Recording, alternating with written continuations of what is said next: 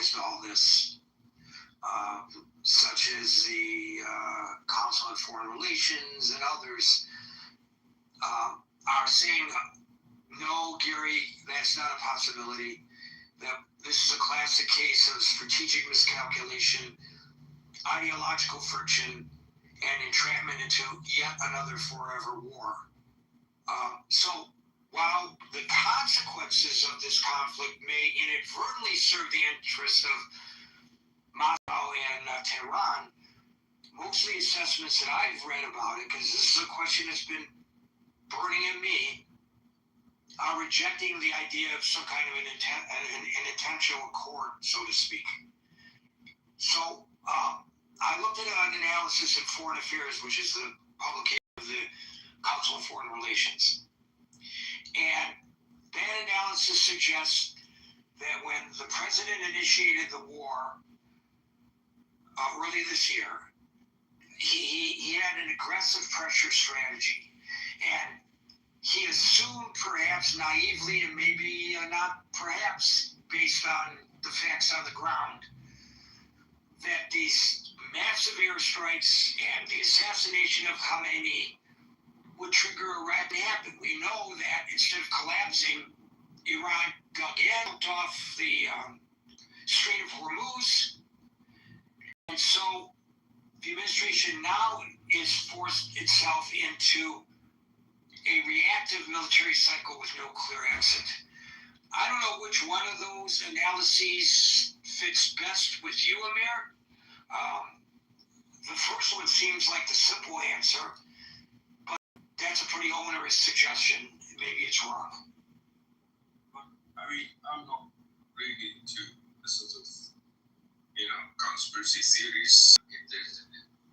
I think of a lot is at stake. I think the entire relationship between East and West is at stake here. I think the Strait of Hormuz will determine how America, who's the leader of the Western world, is going to be seen, and subsequently, as a result of that, the entire Western world, if you like, is going to be seen. So the relationship dynamics between the East and West will change if America decides to throw in the towel. I mean, have absolutely no doubt about that. I don't know what you think about that, Gary. I think it would be horrific if the United States threw in the towel, but I am in a minority, Amir. And so, as you pointed out, and others have before you, you can't win a war, you can't prosecute a war without the support of the populace. And this war was never sold to the American people. Hell, it wasn't even sold to the members of Congress. Hell, it wasn't even sold to the Republican members of Congress. And the contradictory commentary from the president, as I pointed out earlier, they're now saying, the prices at the pump, they're going to plummet once we reopen the Strait of Hormuz, but the president claims the Strait of Hormuz is open. So, I've been taking it on the chin, quite frankly, Amir, in my social media postings, for simply posting a statement made by the president. People just attack me left, right, and center. I'm not doing my job as a journalist because I'm not pointing out to people that the president lies every time he opens his mouth.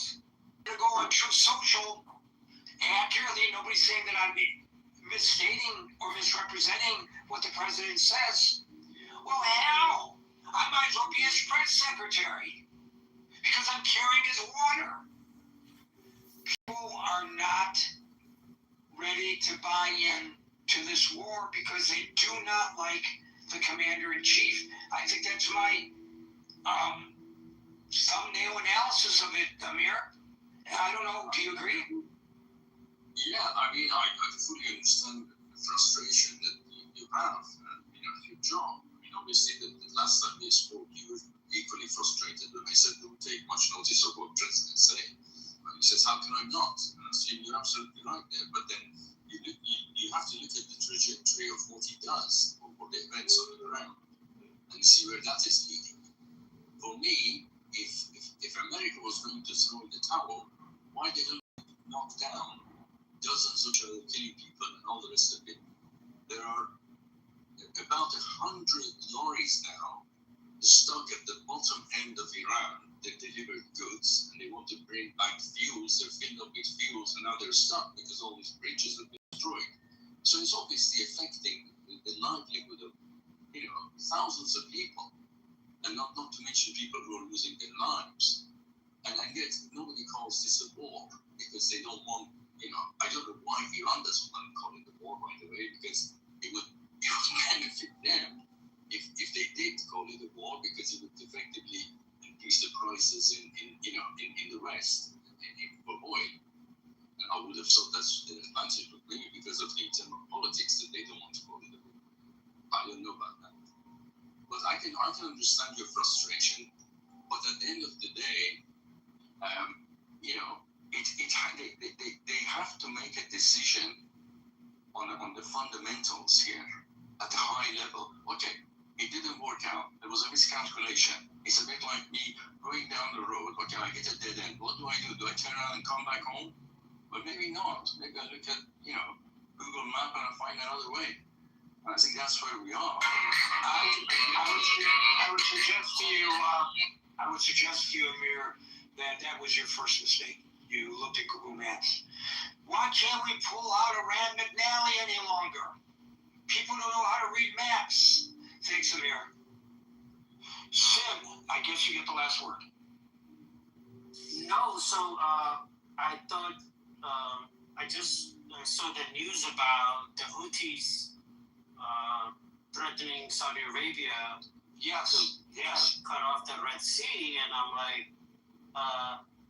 what's going on there? Like, these are the two major chokeholds, right? So a lot of the oil that leaves the Middle East get blocked by the Strait of Hormuz, which goes to Asia. And then the chokehold for Europe is the Red Sea. So combined together, we're looking at 30 to 40% of all the world trade. Actually, to be honest with you, it's more than that, but you know what the official numbers are. But I feel like without oil, it has a ripple effect on every wanted. And why are we not looking at and anticipating this move by the Houthis? And what do you think the U.S. policy should be going forward? Because I don't know if two major strains or choke points of the world affected is going to be a good thing for any economy. And as not a citizen, but as a person that's engaged in the economy of the world, should we worry about another major economic downturn because of this? So, the Houthis, as we all know, are rebels in Yemen, and they are controlled and financed by Iran. So this is a front that's being opened by Iran. They're putting a greater squeeze because they see that the petrol flow and the petrodollar is a choke point politically for the United States. So they have declared today an immediate and total naval blockade against Saudi Arabia. Do they have the capability of doing this? I don't know, but that's what they declared. So at the very least, they've opened a dangerous new front, expanding the war. And I will call it a war. So there was a televised video statement by the Houthi military spokesman announcing this maritime embargo under the equation of an eye for an eye. The move is direct retaliation for the Saudi siege on Yemen and the recent coalition airstrike targeting Sana'a International Airport. And so it places critical global energy corridors under a double squeeze now. And I don't know, I'm not a student of history to that degree, and I know the term unprecedented is tossed around cavalierly, but I do not believe believe that there's been such a double squeeze before. So you're absolutely right in your analysis, Sin.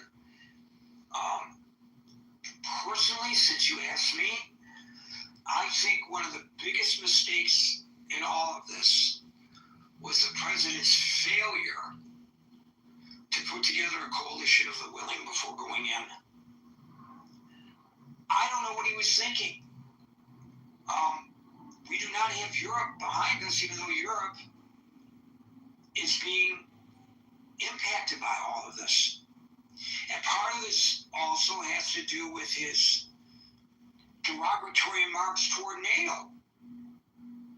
Could he have affected the NATO allies paying their fair share and doing more to provide self-protection without embarrassing them on the world stage in the manner in which he did? I don't know. And maybe it was a necessary tool and an effective one, his version of the art of the deal, to get them off their rear ends to do what they needed to do. So at least what occurred as a result of this in that regard, I guess could be chalked up as a success of his administration. But the flip side of that is, what was the cost? And the cost, I believe, for what it's worth, I'm not an expert, others can disagree, but for what it's worth, I believe, because if he had done it, it had been choosers. Can I be fair in your judgment and assessment? I hope you are. Not to say that you're wrong. I think those are weaknesses that could be attributed to the current president, but wasn't it Biden who stopped Saudi Arabia finishing the job to get rid of the Houthis back in, if I'm not mistaken, in 2018 or prior to that, when Saudis, UAE, and all the Middle East countries were fighting. First, I think I don't know if it was Biden or Trump was in presidency, but the Saudis and the UAE and the Gulf Coalition had taken up the mantle in dismantling the Houthi threat, right? And then the Biden administration put pressure on Saudi and the UAE to stop that war, which now we're paying for. So could it be fair to say that it's not just Trump, but the past two U.S. presidents have not done their due diligence in really foreseeing what is now what we're experiencing? So most of the analysis on that would suggest that President Biden never had a realistic military or political opportunity to use your term, eliminate the Houthis. Completely destroying that group was never an option on the table because they're deeply entrenched. They're 200,000 strong, and they control territory housing 80% of Yemen's population. So without going to war against Yemen, how do you do that? The Republican Party has suggested repeatedly that, and some Democrats have as well, that Biden did a series of strategic calculations and policy shift opportunities to contain the group, and that emboldened them. But to suggest that he had the ability to eliminate the Houthis, most military analysts, not me, but most military analysts would say no. No, I agree. I mean, I'll answer you all. We go one at a time here. Go ahead, Sam. You gotta wait to your turn. So no, I agree with you. It's porous mountains, hard to attack, but there was no outwardly support for the Middle East and Saudi Arabia coalition that was trying to remove the Houthis from power. I don't think the U.S. was involved, nor the European Union. And to be honest with you, and hindsight is 2020, but the Iranians bragged that they have control of 2 choke points of the world and that they got the world in their hands, their balls. They were bragging that they were the superpower who could do we did nothing about it. So here's the We thing. did nothing about it. All of these problems, the ones that you are talking about, the terrorist attacks, October the 7th, all of that could have, and now we are where we are today. And along the way, he didn't gain support from the Europeans, which might have helped, and he didn't sell it to the American people, which certainly hurt. That's my analysis, anyways, for what it's worth. Thank you, Sin. Glow, followed by William. I would love to continue after they're done. Glow. I wanted to share just some news from Yemen. There's a new armed faction. It's called the Free Yemen Movement, and it has declared an uprising against the Houthis from inside Sana'a. We announced an armed uprising against the Houthi movement from within Sana'a due to the crimes committed by Iran and the Houthis. This uprising comes in response to the Houthi starvation, looting, theft, and killing of Yemenis, as well as their violation of, Yemen's sovereignty and the implementation of Iranian directives. Just that. Okay, I don't know about this new use of the term Free Yemenite movement. The Free Yemen movement was actually the Free Yemeni movement. It's called Al-Ahrar, is that right? Did I say it right? That's an historical, I don't know anything about this new Free Yemen movement. I'd love to know more. So message me and tell me what you know. William, and I think we'll have time to go back to Sun. I came up to, basically Amir said that the United States is the leader of the Western world. That's no longer the case. The United States is the wealthiest country in the Western world. The United States has the most powerful military of any single country in the Western world by far. But the United States has, as you were saying, Gary, broken their alliances. They've threatened other NATO members like Canada or the Kingdom of Denmark, threatening Greenland, which is part of the Kingdom of Denmark. The United States has changed from being the lead country within NATO to being the vendor to NATO. So the United States is no longer the leader, and part of that is really the Western world. The alliances are largely held together on economics and an ideological commitment towards democratic governance based on ideas of liberal democracy. And in this administration, there's been an attack upon the economic relationships with our allies, and there's been an attack on the national security, direct national security attacks on NATO allies, and the rest of the world is watching. Everybody sees this. People in our leadership and our NATO allies, how does Japan or South Korea or Taiwan look at it? Well, yeah, Trump did get everybody to arm up, and Europe is increasing its military expenditures. Throughout Europe, basically the countries most close to Russia are spending the most, and Japan has changed their constitution, and they are increasing their military expenditures by a lot.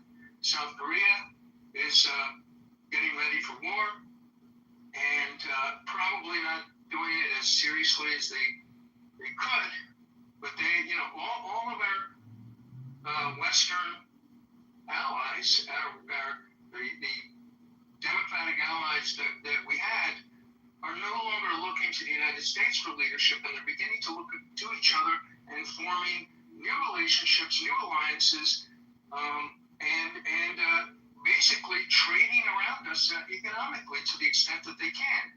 We're a huge economic powerhouse. We've got the biggest economy of all of them, and they can't avoid us entirely, but they've been switching over to locally produced weapon systems to the extent that they can, rather than simply rely upon the United States. Take a look at the European stocks, and take a look at what's going on in Japan and South Korea. There is a lot of increased investment, and the goal of that increase in investment, by the way we have attacked our alliance structures, is less reliance upon the United States. So maybe Trump thought, oh, I'll beat up on all these countries like a mafia boss, and I'll get them to all kowtow and buy more weapons from the United States. And to some extent, he's been correct. They have. And to a large extent, they have been diversifying away from us, and we have lost the trust of our former allies, and we're no longer the leaders. So I think that's important to recognize and understand. Thank you, William. We'll go to Sin, followed by Amir. Right. So, great stuff. So, I think, Greg, you might appreciate my use of this word. America's been going through not a civil war, but a political civil war, right? Where the Democrats and the Republicans are not on the same page regarding where America's future lies, right? So we're suffering from that, right? And the world is seeing that, hey, they're not united. There's such division, and different political groups around the world will buy off a political organization against each other in order to. So like the empire, for all intents and purposes, is dying, right? But that's not a bad thing.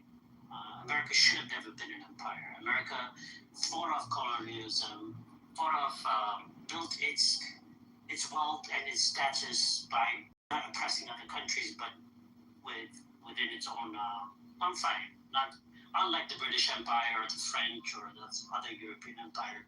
So we're not good at this as Americans, right? We're not great at being imperial power and being world leader, and we should have never been involved in that. It's just a haphazard of what happened in World War II with the British and the Germans, so forth and so on. Without going deep into historical context, I would say that with great power comes responsibility, and we are responsible in how the world is going to be. We have a stake to play.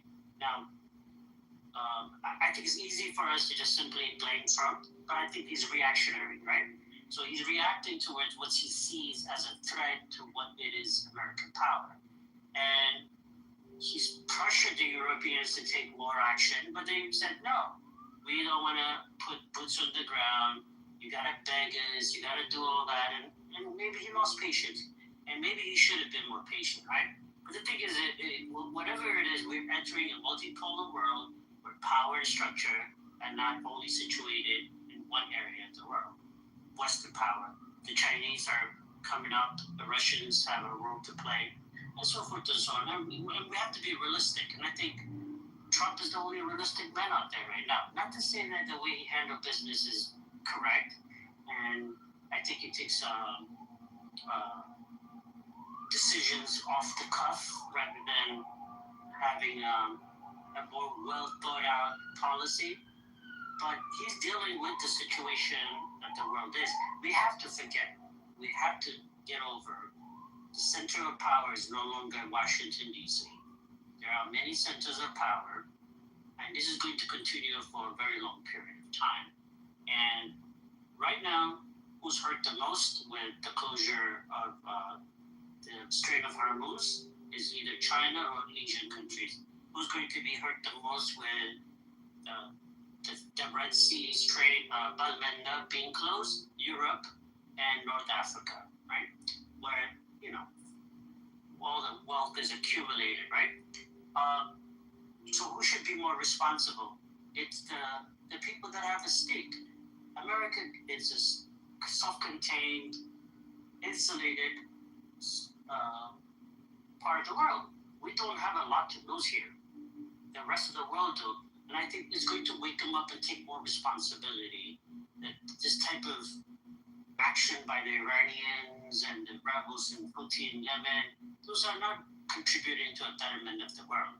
They're not the group of people we want to see have a say in how this earth survives the next hundreds of years. We're not a best example. We do a lot of pollutions. We do a lot of crazy stuff and selfish stuff.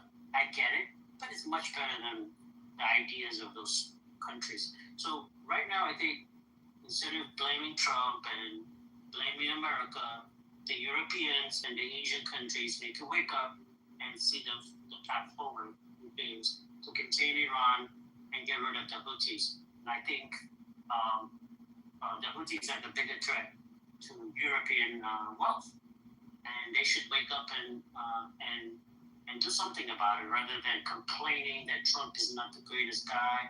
He's done this, he's done that to us. Well, now wake up and do what you need to do, which is to secure the Belt and Gap, which is a choke point for 10-20% of the world trade. And also, let's also keep in mind that Saudi Arabia's diverted all their oil resources to the Red Sea. They need to come out through the Belt and Gap to go out there to Asia, right? So not only Belt and Gap is important to Europe, it's also now important to Asia as a choke point. So rather than saying Trump did this, he broke this, let's move on. Let's figure out a lot of pressures on the Saudis not to support the Saudi coalition or the UAE coalition. We're paying for the past political mistake of the Democrats as well as the now mistakes that the Republicans have made under Trump. So it's a sticky situation, but we gotta move forward because the world economy right now is under threat, and that affects all of us here and everyone around the world. You know, the blame game is over. What are we gonna do about this? This is my concern, Greg. Thank you, Sin. I've got some breaking news. Gary, sorry, that's it, Greg. That's okay. I've got some breaking news that's directly related to today's discussion. The Pentagon now says nearly 100 U.S. troops have been injured in the last 2 weeks of the Iran war. The disclosure follows the New York Times report today that the Defense Department was withholding from the American people casualty figures. A report that the Pentagon attack is inaccurate. And then suddenly they release these figures. So nearly 100 injured in the last 2 weeks of the Iran war. Amir, followed by Matthew. Just very quickly with regards to what William said, I tend to agree with a lot of points that he made, but it has to be seen in the context of Trump window in the US. The US is much, much bigger than Trump, and that's something that often gets confused. From, for example, the UK perspective, US is still the leader as far as, we do the largest trade with the US, and we heavily rely on the US on the military side of things with NATO and the rest of it. I think, to be honest with you, Trump, kicking out of the EU countries is not a bad thing, because it has kind of paid off in terms of, their defense spending and so on, which needed to be done, because it was just a bit ridiculous. I think all US citizens would agree that, if it was only the UK that was really, and France perhaps, that was paying the 2.5% at the time, nobody else was really reaching that point, and they should do. And now they are doing it, going beyond, which is a good thing. So those are the two things. And one other point which William made, which I thought was actually, to some extent, was answering his own questions or comment or point, and that was that the fact that it's not just about the trade or the military, it's also about the system of governance, it's about the values, about democracy, liberalism, and multi-party democracy and everything else. And I think in all of those, we are on the same line, and definitely in many of those aspects, US is leading, and I'm talking about US, including the window of the Trump, but well beyond and above that. Thank you. Thank you, Amir. Matthew, followed by Alyssa. Hey, guys. Yeah, man, I don't know. The war is expanding. Trying to just go back to the top, but even if it expands, when I think of the Straits of Hormuz controlling the Gulf of Mexico, like the ships coming in and out of the Gulf of Mexico or something like that, like the Straits of Hormuz, like that is right next to Iran, and it's very thin, and Iran just needs like basically this, and the more the drones they have, like they don't even need to like blow anything up. They just need to like deny safe passage, right? So I just don't see any solution, except for the U.S. Navy actually like leaving the straits, and then Iran may reopen it, and I think that's actually what's going to happen. I think there's going to be some negotiations in about 2 or 3 weeks. There'll be more bombing. There'll be more negotiations. The U.S. Navy will pull back, and the straits may open again.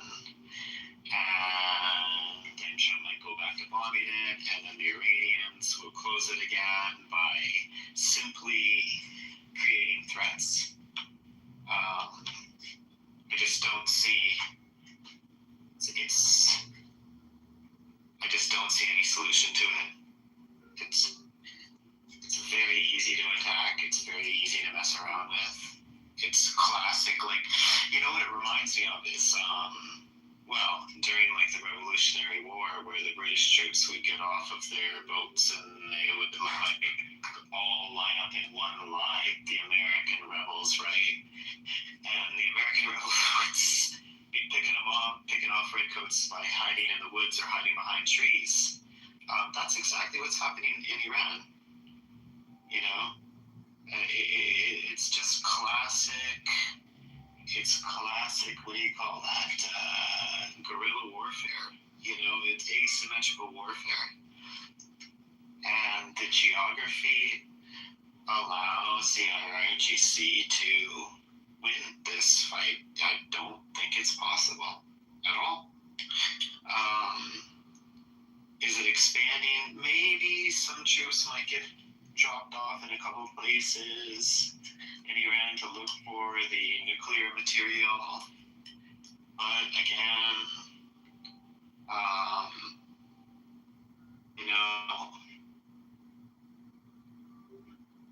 I think now there's Iran to build nuclear programs. Because they probably see it as a kind of regime survival now. So I think this whole thing is going backwards. It's all going in the wrong direction. Thank you, Matthew. Alyssa, followed by Dude. Real quick. So I ran I think I know I can see it. Like Trump doesn't want to hurt the non-radical people of Iran. But he started something that is not going to finish easily because they are, you know how their oil was overflowing in news, or just, I don't know, open their Twitter or X, they'll see their one of their allies, China, is helping them, and Russia is supplying them with more stuff, and they never got that dust out, and so they're still creating nukes. So I don't think this is gonna end quickly. And I wish just like someone from, I don't know if anyone here is from England, but like if they could explain what is actually happening, because it's kind of gotten to them quicker, because I mean they're over in Europe and other countries in Europe. I don't know facts, but just what I've heard of in England and seen happen. And yeah, I wish Trump would have listened to all of the many retired generals that kept saying you cannot, which is obvious now, you cannot negotiate with these people. And that's all I wanted to say. Thanks. Thank you, Alyssa. So you're right, Iran is actively attempting to rebuild and restore its damaged nuclear infrastructure. We don't know the extent of its success. There's a lot of debating about that, but I think there's universal belief that that is exactly what's going on. Dude, you get the last word. Well, I'll just say that I hope that it doesn't expand, but it does seem to be the likely situation that the world is currently facing. Trade corridors matter. There are probably other trade corridors that are being worked on building. Africa being a continent rich in resources. Russia and China and America are probably looking at different economic and trade agreements that will either dissipate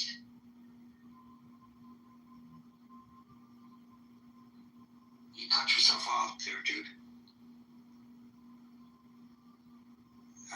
You stop talking mid-sentence. Go ahead, try it again. Apparently he's got a technical issue. Folks, we're here Monday through Friday at 5 o'clock New York time. So until 5 o'clock New York time tomorrow for the next edition of the Critical Thinking Forum. Everybody be safe, be well, and peace out.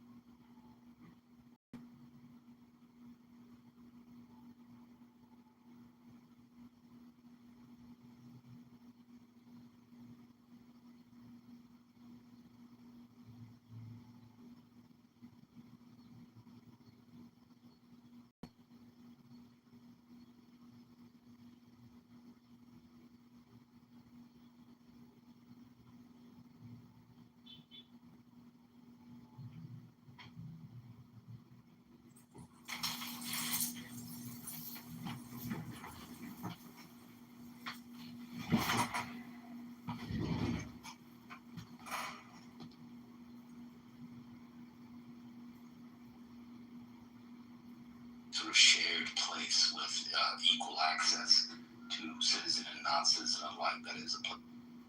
I will open a room now. I will open a room. If you are a man has goals, no problem. I will open a room. How's it going? Doing all right, man. Good to see you one time. Yes, sir. Good to see you. Yeah, I'm interested. But I've never had a problem, getting a PDF from an author ever, but It's about society, though. That's not a prediction. I can sit there and say, yeah, in the next 250 years, there's going to be a war between this country and that country, and the chances that I'm right are significantly high, especially with how fucking countries operate. You're making blanket statements about society. You're saying, oh my God, that's the correct. And he talks about water being one of those things that he brought into existence. We're not disputing that. The statement that the Quran is making, right, that God is making in the Quran, that God is revealing to us, right, is that, right, all living things in order.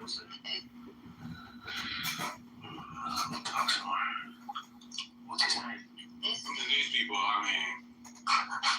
Neanderthals. And this is why my title, y'all Tell me what he's saying.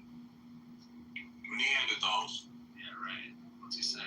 This is what they are. Look how they behave. Like Neanderthals. Tell me what he's saying. Tell me what God's saying. The Quran. The newer book. What's he saying? Tell me how to be. It's so easy, even to get. But all living things are created from water. That's what he said. All living things Well, are created from water. Bronco, can you recite the verse directly? So that I don't You're saying that evolution is. Yeah, I'll pull the verse up. Okay, Yeah. so you believe in evolution then? No. Don't speak for my belief. You don't have to speak for my belief. Let me tell you like this. This is a police stop. Okay? You don't, let me tell you like this. You do not. Okay, well, if evolution says it, right? Show me that prior to the Quran. Show me that prior to the Quran because that was the argument. That was my statement. Yeah. Show me any literature prior to the Quran that stated this. I would say I already told you Genesis. No, that's not stated. We already went over that. We're not talking about God creating water. We know God is the creator of all things. That's what Genesis is stating, okay? When water came into existence. We're not talking about when water came into existence. No, absolutely not. The dependency of water and the creation of the human being is what we're actually speaking about. It was a dark void. That's what we're speaking about. The dependency of water. And guess what? There's other things created before water, right? And earth was still earth with life. Yeah, so it's just With the same life. thing. Even in Genesis, earth was earth with life without the water. But God stated, but look at this. And this is why he will regret. On the rock, yeah. Okay. Listen to something. Maybe like, yeah, maybe like two of them even.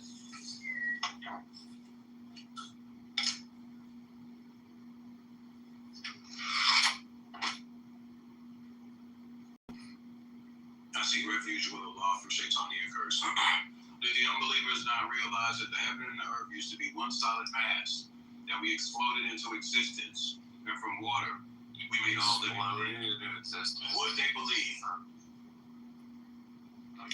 I don't know who says we exploded into existence. I don't think so.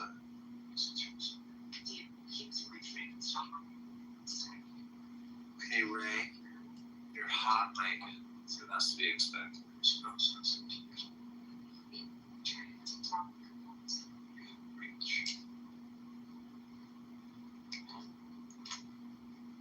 So you guys are just arguing for evolution when you say that.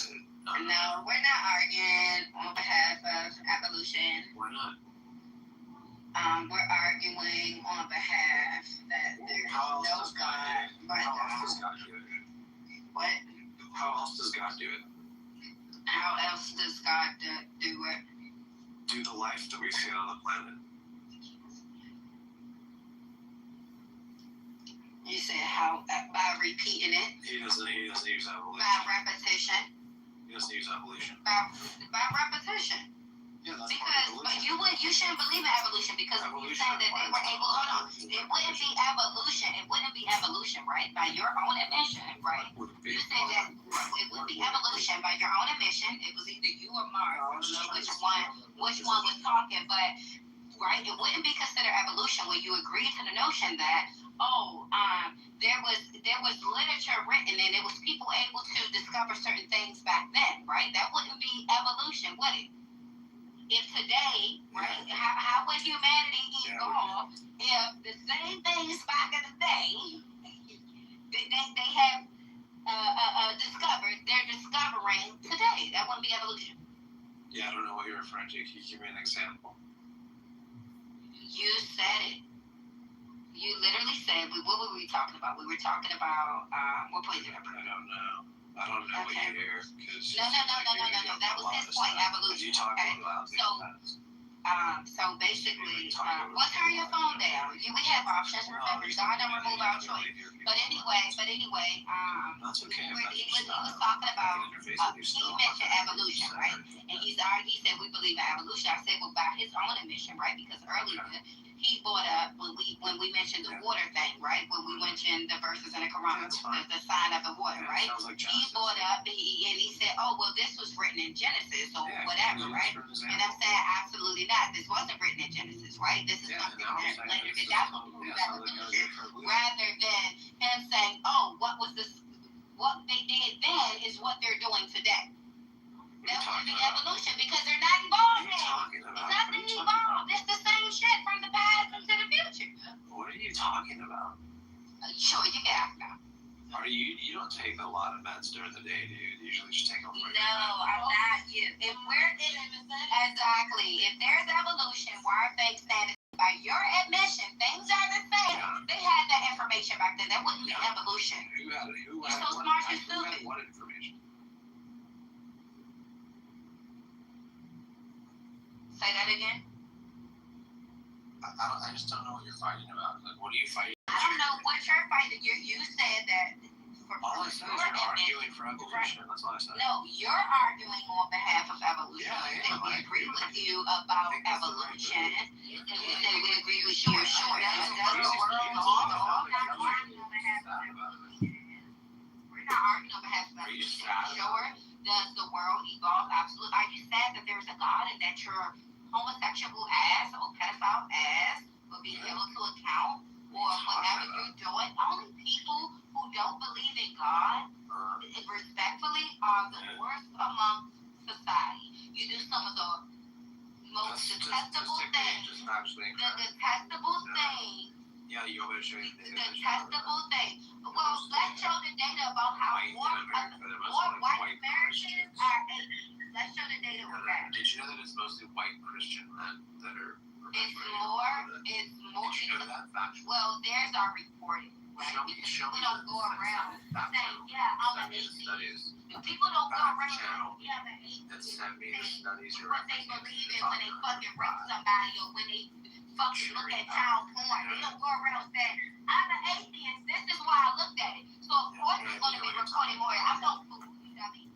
Of course it's going to be reported more as far as churches and all of that stuff because they allegedly supposed to be Christian. Whatever. But nobody is going to be like, I'm an atheist and I rape somebody. Keep the mask on longer than that. You don't have drugs with those. Stop. Hi, Ray. I'm happy to be here in the name of God. I joined the house. Thanks for having me, Ray. No problem. Yeah, so it still sounds like, based on your reasoning, you would be arguing, in fact, for evolution, based on your reasoning. That's okay. Hi, Ray. I've heard Honey Badger in other rooms, and he doesn't really say anything intelligent. He kind of just like does this put-down game, but doesn't actually say anything. He doesn't state any facts or any opinions. He kind of just like comes into rooms and just doesn't really say anything. So I want to thank you for leading the room. All praise God. Death to the atheists. They are low IQ. They are lonely, bored people, and I feel bad for them that they don't like to read books and they just come onto a conference call app to make their self-esteem, feel better. That's my observation.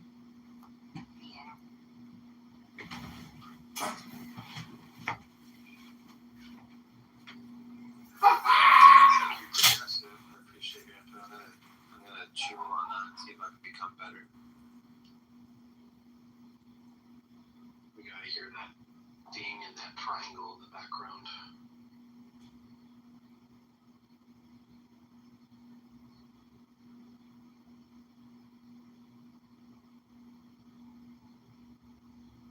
I don't know, what would you call them? Philosophers, maybe? Or what do you consider Alan Watts?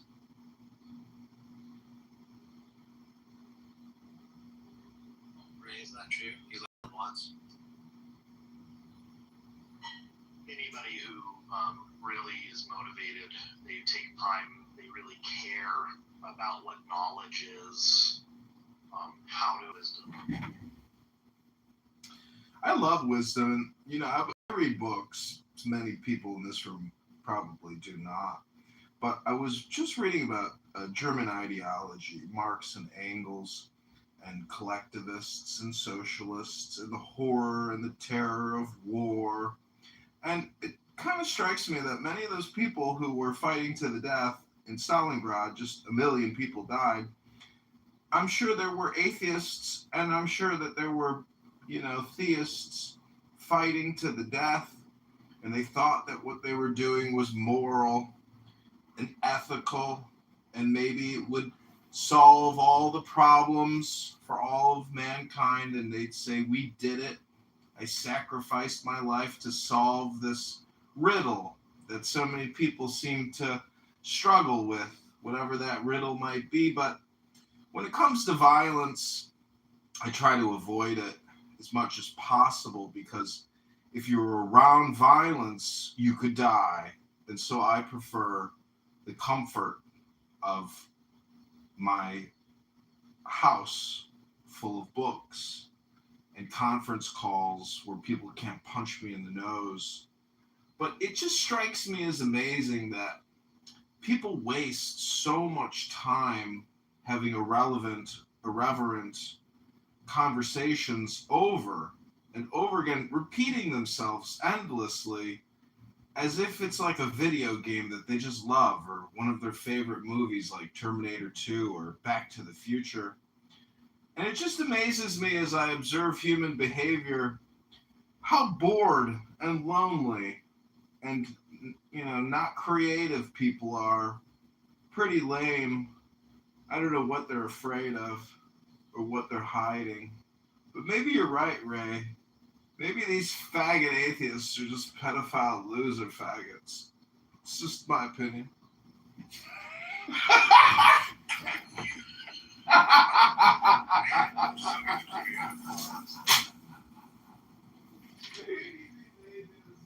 Theatrical, yeah.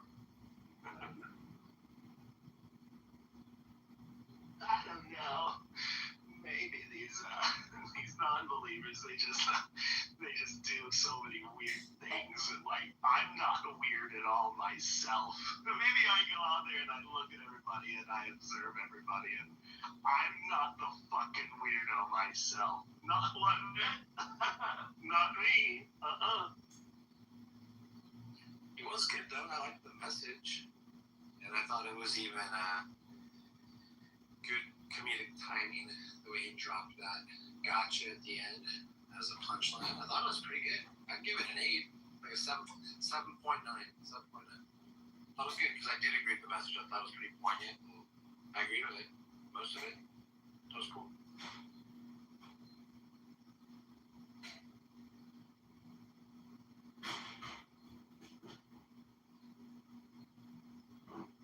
So thanks, Progressive. His name's John. John Kitover. Okay. John Kitover. Right. Because Ray was seemed like I understand she's got a lot on her plate, and I don't blame or fault her, but she was seeming a little bit elevated with me and you earlier. John Kitover, sorry.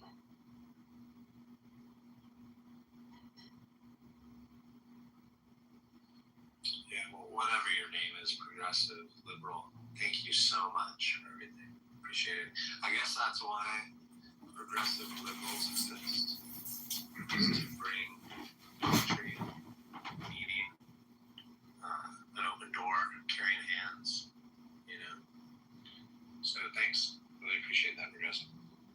You're welcome. Ray, I'd like to read a poem to these atheist faggot pedophiles who are extremely bored and lonely and who are uncreative. They don't create anything. They just come on here to kick guys like me to the goo or kick me from the rooms to make their self-esteem feel better. Like Honey, he'll say, oh yeah, John Kitover, he comes up here, I love it, he says a poem, and then he just like leaves and goes back down to the goo. But that's because Honey is actually a very effeminate man who doesn't have resilience or can't, even have a conversation with somebody, even if it's an irreverent conversation, because the truth is Honey is a very fragile person. He's very weak. He has no real strength and no real joy. And as a progressive liberal, I feel it's incumbent upon me to help these young men that the system failed, to make them stronger, to give them the joy and the wisdom that they are lacking as faggot pedophiles, losers and abusers and lonely people and non-creative people. I feel it's my calling in life to help these faggot retards. Thank you. And I do appreciate your input. And I will I've been writing a lot of this down, so I'm gonna review this later tonight after I get back from church, and I'll be just kind of taking what you've shared with us to improve my vision. Thank you.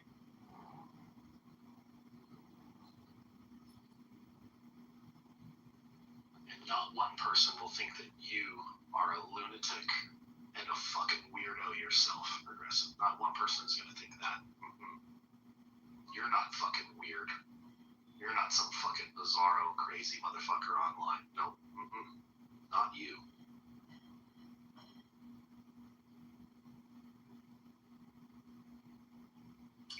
And I do wish you well. I hope your stand-up paddleboarding exploits are a service to you and others in your community. I know you have been running for Congress for quite a while now, and I hope you get in. I hope you made it.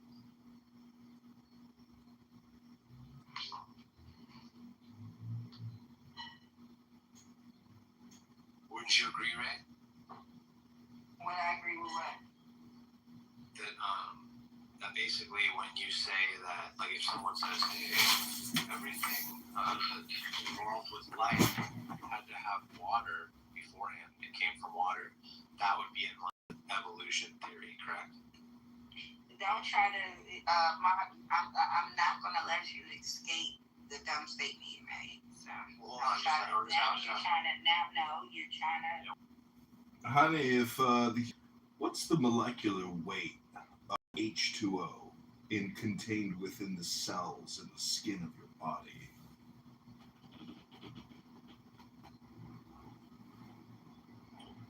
Like 140 pounds. 160 pounds. I'm just making a little joke here. Ray, I just want to thank you in the name of God for having this room. You attract the flies, just like horse flies to manure or squirrel poop or honey badger poop.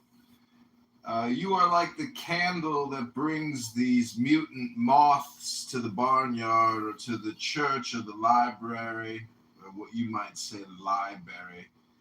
And I just want to read a little poem to all the lonely, non-creative faggot retards. It's called The Devil. And I hope that this helps illuminate you and teaches you a little wisdom about how retarded, how much of a faggot you are. To this key of grotesque and terrible aspect is attributed mirth. The devil is that horrible character of exoteric dogmatism which is so ridiculous to an enlightened person like Progressive Liberal here on Clubhouse. But deeper than this, the figure represents the delusion of outward appearance. Key 15 is the opposite of key 6. Hence, it shows what happens to us when we fail to use our faculty of discrimination. The ancients declared that the devil is God inverted. This refers... That we were fooled by their skin. I heard it when Mark said what he said earlier, like a little bit, like maybe 3 minutes ago. I heard You it know what? came on stage. I wasn't listening then. I just not listening. Yeah, So no, when I got home, I I heard Mark with him. I'm like, what is this? Like, you can tell. Hello? They think we don't know any better. We see right through you. You see right through me? What do you see if I'm transparent? Hello? You are. You see them, right? Yeah. You go ahead and play that. Hello? All good as they could.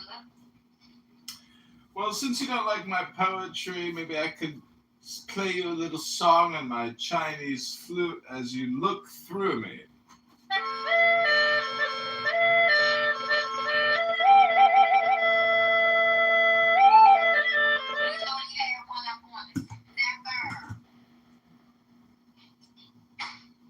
By the way, Progressive is a believer.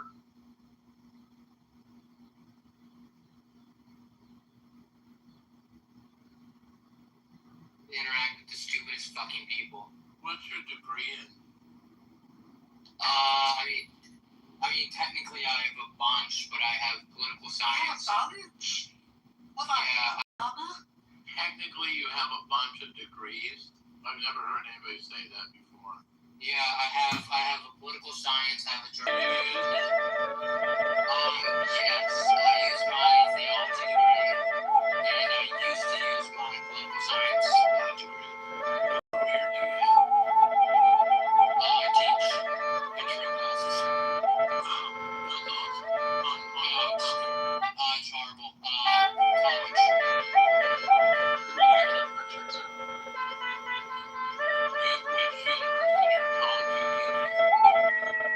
I don't feel comfortable sharing that information. Oh, okay, fair enough. Hi, this is Progressive Liberal. I'd like to say something about the title of the room, if I may, moderators. Progressive. Of course. Go on. Oh my god, this fucking John. Yes. Hi, moderators. Thanks for having me on your stage. With regards to Muslims being saved, I just want to say that to a Christian, it's not really that important to save a Muslim per se. I handled it like a champ. I just thanked him a lot, and I was very cool. What did he do? He just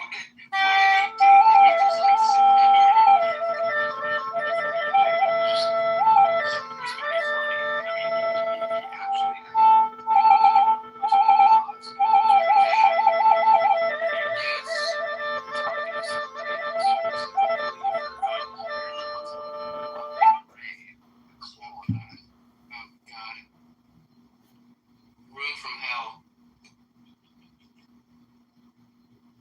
The truth be told, I'm wondering what the future holds. So I just come out of there, and then I come in here, it's Baghdadi too. Well, since you don't want to hear my opinion about the room title,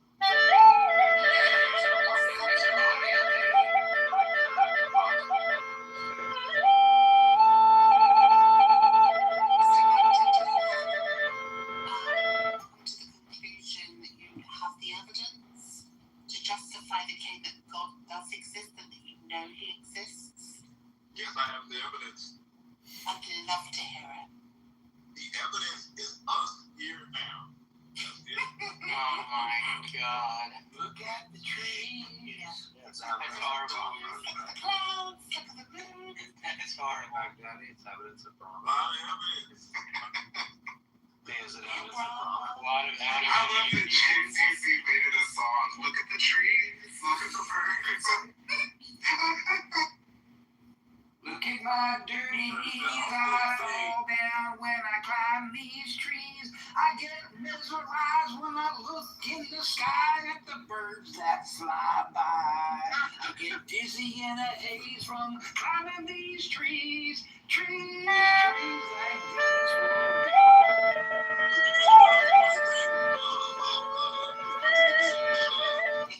Atheists and Oh, here we go. Now he told position. He's going to go into attack mode. Okay, come on then. Let's hear it. Yeah, the funny thing that we both have in common is that we both agree that the magic happened. No magic. Zero magic. It just happened without a magician. No magic. Demons believed it was Nobody believes in magic. We both believe the magic happened though. Not magic. I'll do that with them. Go on a little ride with them. Brother said Houdini was a great magician, guys. He was in fact real. He did in fact. He died. He's gonna pivot to evolution. He's gonna pivot to evolution. I totally know what's going on. One of Houdini's acts that he tried to trick people with, he died from. So he wasn't the greatest. We call it garbage. I want to talk to Baghdadi about the fact that we exist as mammals. Would you say we're animals, Baghdadi? I would say we're whatever we are. Are we animals? We're whatever we are. Are we animals? I wouldn't say animals, but I wouldn't say not. I wouldn't say that. I wouldn't say that we're not animals. I would say whatever we are. You know, it's the funny thing. Definitely give her the option. Money and power. Hey, let's see what's going on, Viv. What'd you say, Viv? What's going on? I think it's going to throw a few more days for the next back. Oh, okay. You're still in the States then. Yeah. How do you feel about ranch dressing? I don't really fuck with it. Have you tried this bullshit calories? ranch dressing? Is garbage, by the way. Apparently there's a thing. Allow myself to introduce myself. No shit. This is not who you think it is. And racing. Not who you think it is. What's our next president in chief? I just came to participate in a happy hour.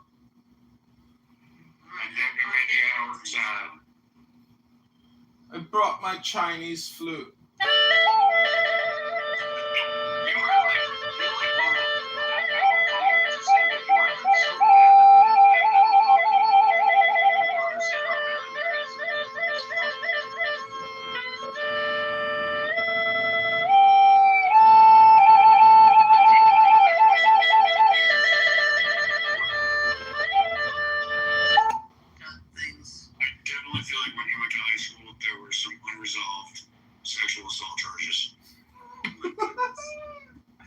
Projection mirror says what? The projection detection system has been activated.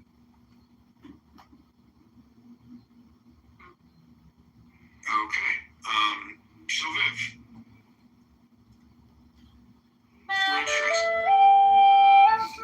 Did you try later?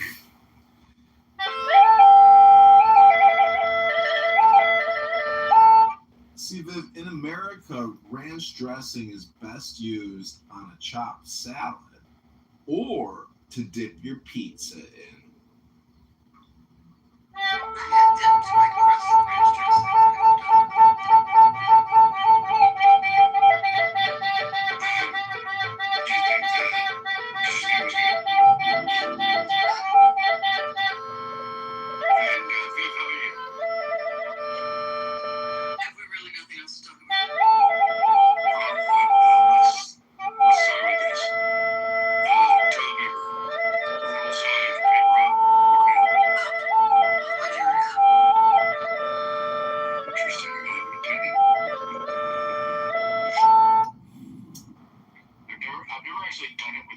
Let's do a quick toilet paper survey. Who here uses a baby wipe after they drop a deuce at 8 a.m. and throw that baby wipe in a separate garbage? You do. Get the flush.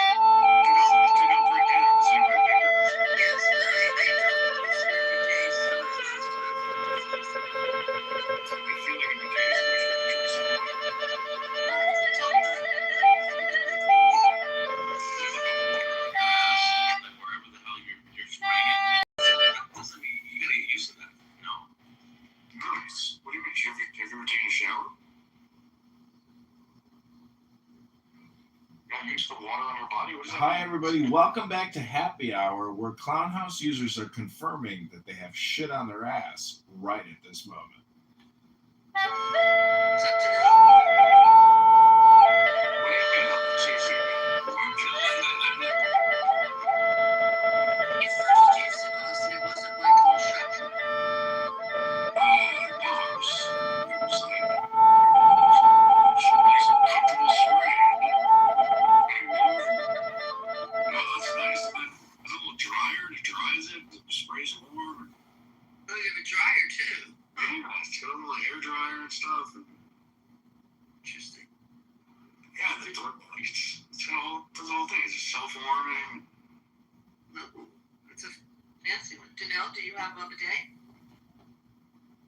Bidet, the guy doesn't even have a bathtub.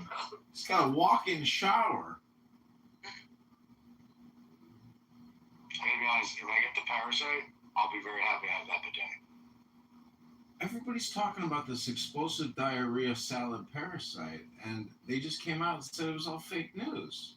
It was alleged. It was presumptuous of the CDC to diagnose America with explosive diarrhea.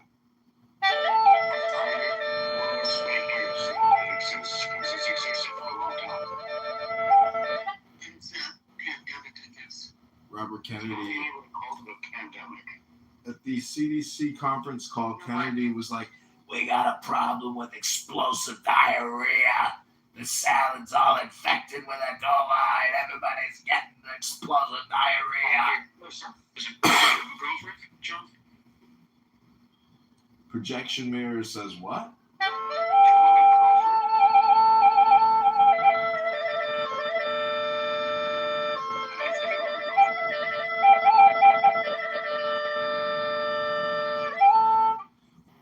If I had a girlfriend, would I be in a conference call called Happy Hour instead of having her sit on my face right now? That's a great question, by the way. You have a wife, not a girlfriend. Can you answer that, Austin? Austin, I've been divorced 140 times. I'm currently single.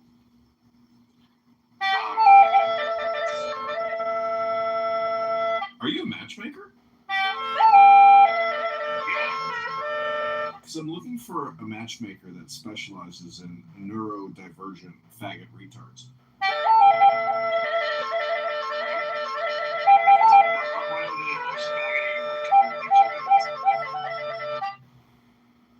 Who goes by Austin Powers in 2026? He's been proven to be a faggot retard. I'm not matching with you. But, so look, you just requested we match with faggot retards. What's the most faggoty retarded thing about you? Oh God, so much. I don't even know where to start. Maybe the. Start at the beginning. Well, I'm bald. I'm bald, so you know a lot of people like to say catfish, but now they're calling it bald fish. Yeah, the top. I'm starting at the top. I'm bald. I mean, about your I'm beautiful. The spirit. But what makes you a faggoty retard? Oh, my faggot retard spirit. Well, listen, I like to call it a HAP or an EAP, which are an acronym for a highly annoying person or an extremely annoying person. And I think if you observe my behavior and cross-compare it with the behavior of other people on this app, you will find out that I am actually not a highly annoying person. That could be you. You could be that extremely annoying person, but not me. Hello? David, welcome to the room. Yes, John, as you were pointing out there, but that's just a relative comparison. So, of course, when you're doing it like that, you're fine. So let's go back to what you want to find in your future 141st ex-wife. Wait, you've been divorced before, Chicago? Yeah, according to Maimonides, my favorite Jewish rabbi, I'm a divorcee 140 times over because every woman you've ever slept with is technically your cosmic wife. Really? No, your hand doesn't count. That's fucked up, by the way. Yeah. It's an interesting point, though. Well, cosmically speaking, there's really no way to have an experience with. It's not important how old I am, Dr. Powers. I guess 35, right? No. You see Mark, you tell me older than that. He's mid-40s. Yeah. Or low 40. I'm 43, and if you want to see my social security card, it's tattooed on my arm. If you want to see 43 it. minus 18. All right, so it's 25, right? Division. Yeah. So. David, welcome to Happy Hour. What are you drinking, Dr. David? So, Chicago, have you been to? I'm going to Paris next week. Do you have any recommendations in Paris? Oh, go to the Bourgeois cafe, and then go to the Proletariat nightclub. Can you send me the link? John, have you ever been in a long-term relationship? Austin, I've been engaged, and yes, I've been in long-term love affairs, Austin. What's your point, Doctor? I'm just trying to figure out your numbers here, because it looks like you were getting married and divorced every 2 months since you were 18.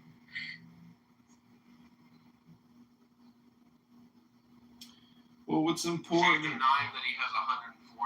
Is that what you're saying? No. He says he has 140 ex-wives. That would require him every 2 months to get married and divorced. That's also your IQ score. Wow. David, when we go to the hockey game, buddy? With all due respect, I probably wouldn't have by chance. Oh, thank you very little.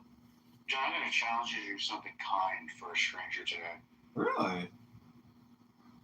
Well, I've already done that, actually. I got one of I won't go into too many details, but I did an act of charity this morning. You didn't talk to someone else on the elevator? No, I was a gentleman, and I helped someone in a bind. Okay, so Chicago, if you don't have any Paris recommendations, I'll be in London as well. Do you have any recommendations in London? Oh, yeah, go to Playboy Club and see my ex-wife. Her name is Mayfair. Mahata. I've been to that. She's a key girl. She's an absolute perfect 10.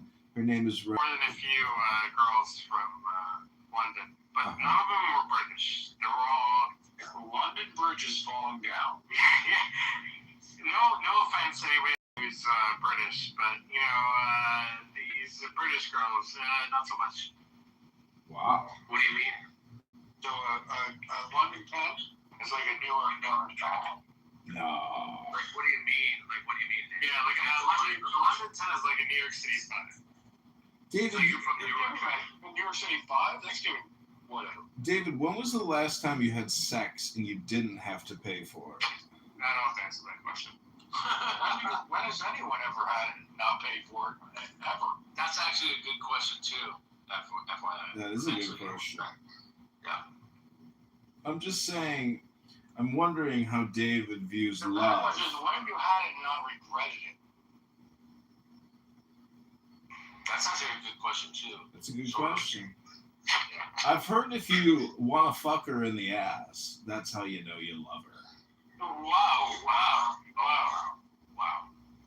Nah, man, I'm not about like. That's not one of those good questions?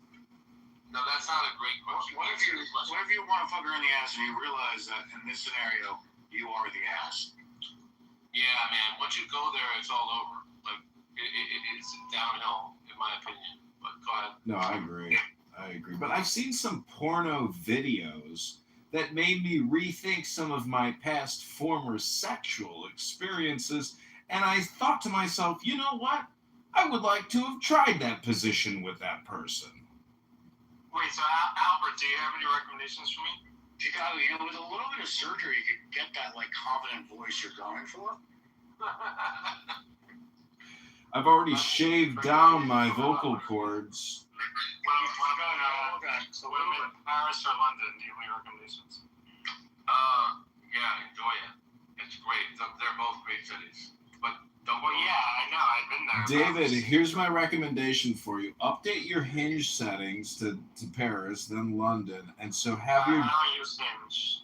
Well, this is what you need to do. This is the recommendation. Because Once you download Hinge and you do your photo verify and then you update your geolocation to Paris and London and you start swiping right, well, now you've built up a little social network, kind of like a conference call app for loser faggot retards that waste all their time and are bored and lonely and don't create anything called Clown House. Something you're very familiar with. Hello? See, that was just straight up mean, man. Why you being mean? Yeah, that's not nice. That's not nice. Because when people come to me for advice, I give them good advice. But if they don't take my advice, well, then they just confirm my diagnosis of faggot retard.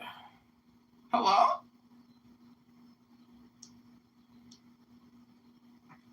Nice, man. Were you dropped as a child? Like, your mommy not love you? I actually have a recommendation, David. I'll give it to you in private. Yeah. A scout. Always better than a Playboy account.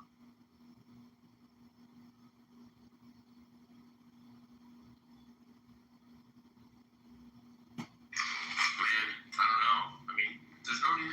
Like, do you not like him? And then, I mean, it's okay. But to be mean, just to be an asshole, that's not cool. Oh, well, David was a faggot retard. I tried to look live, but you did not accept. Oh, I'm sorry. Did you have? David's the kind of guy who's so lazy he doesn't even have a Hinge account. And then when I look at my friends' Hinge accounts, they are so lazy they don't even message the girls that they've matched with. I say just copy and paste a response. You're not even talking to people. God, you're fucking lazy.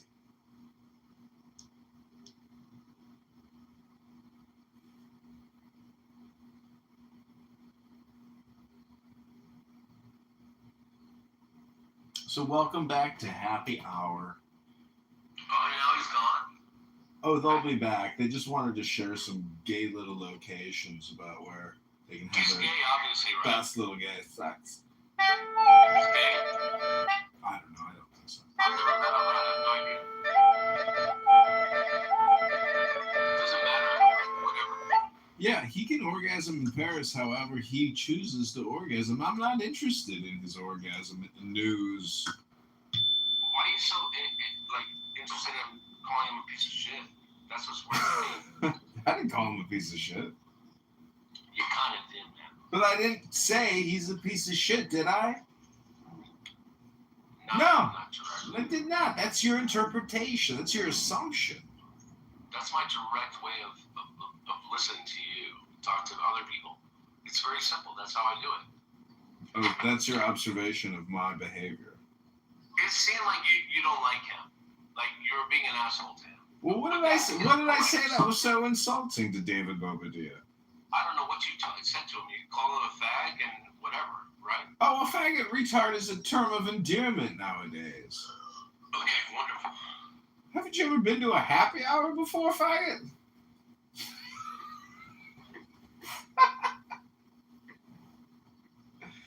Oh, I'm sorry. I got my happy hour events mixed up. I thought this was the LGBTQAI plus happy hour. My bad, boys. That's actually pretty funny. Go ahead. Keep going.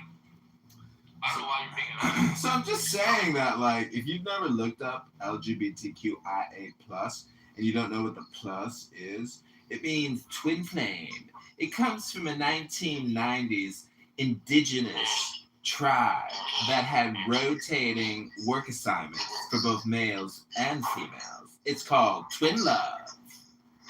Plus inclusive. I mean, you definitely have a creative mind, bro, which is good. I hope you're using it. Like, it's fun to listen, sort of. I hope it's productive. Oh, it's super productive. It's more productive than David Bobadilla. Oh, by the way, I'm going to Moscow. I'm going to Moscow on Friday. Have any recommendations for me? It's on your ass, bro. I don't know why they laugh, but it's cool. I would rather you not just badger people, but go ahead. This is a happy hour, Albert. You know, people are here to take some shots. Relax a little. They ran off to their little private. They'll be back. They got nothing better to do. What do you think they We're here. They got nothing to do. No, maybe they want to have some fun and interesting shit, man. Absolutely, yes.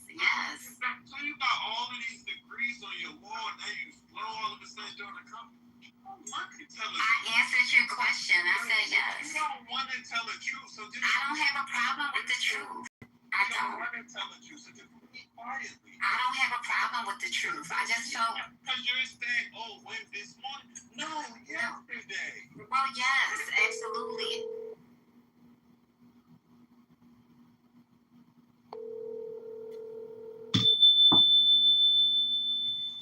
Welcome to the podcast. We have Mayor candidate John Kitover on the show. Hey everyone, welcome John Kitover.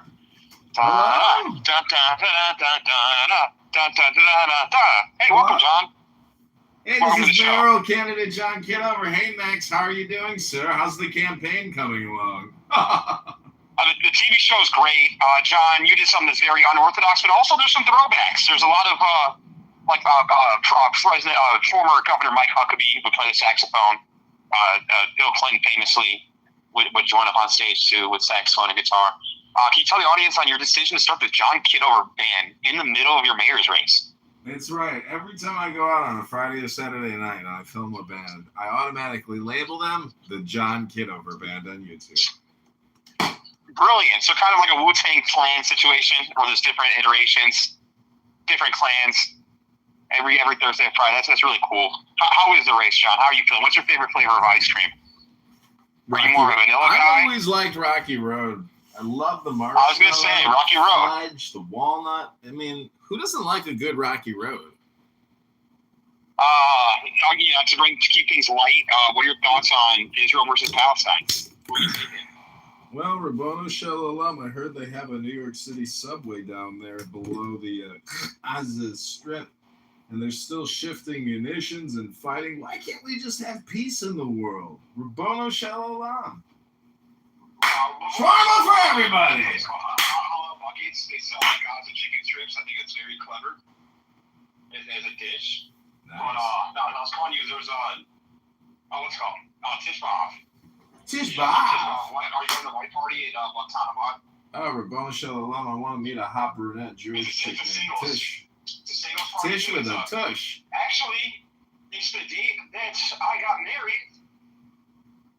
And should have got married on, because that was the big mistake, because we got married on the holiday portion. But the after portion is supposed to be very romantic. We're supposed to meet someone. But yeah.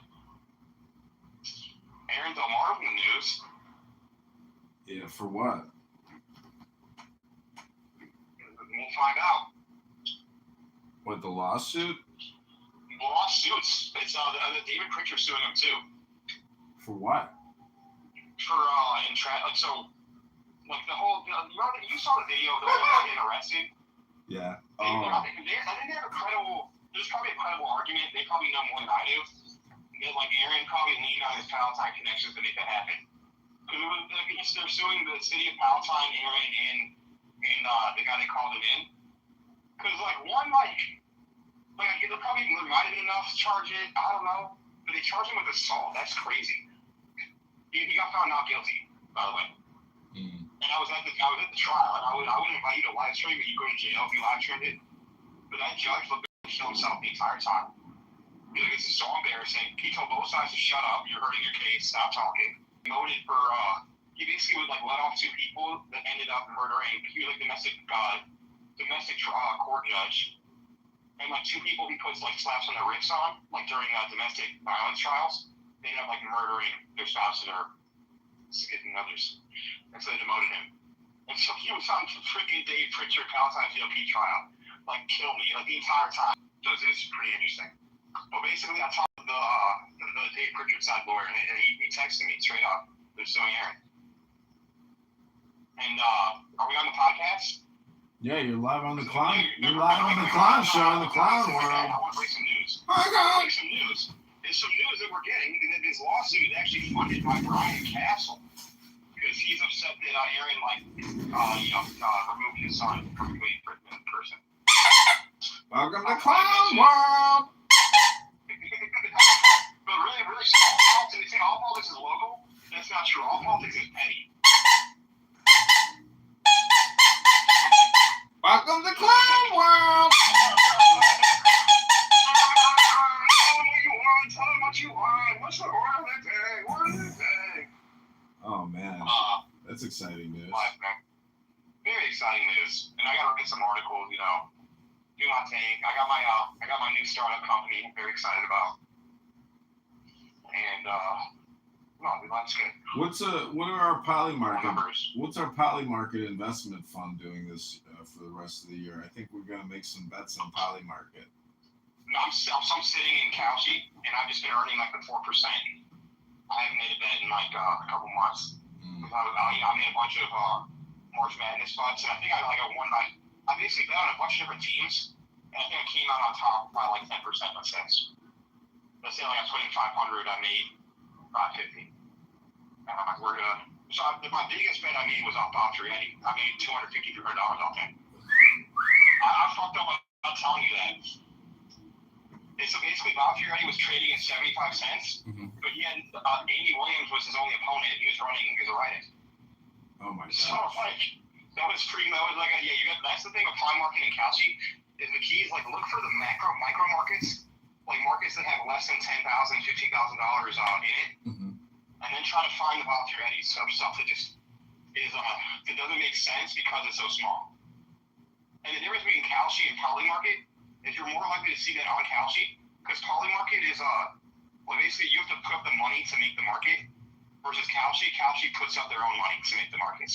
So basically, like the community is like, hey, I want to like put a market for mayor's race, whatever, and then Cauchy has to like give the green light.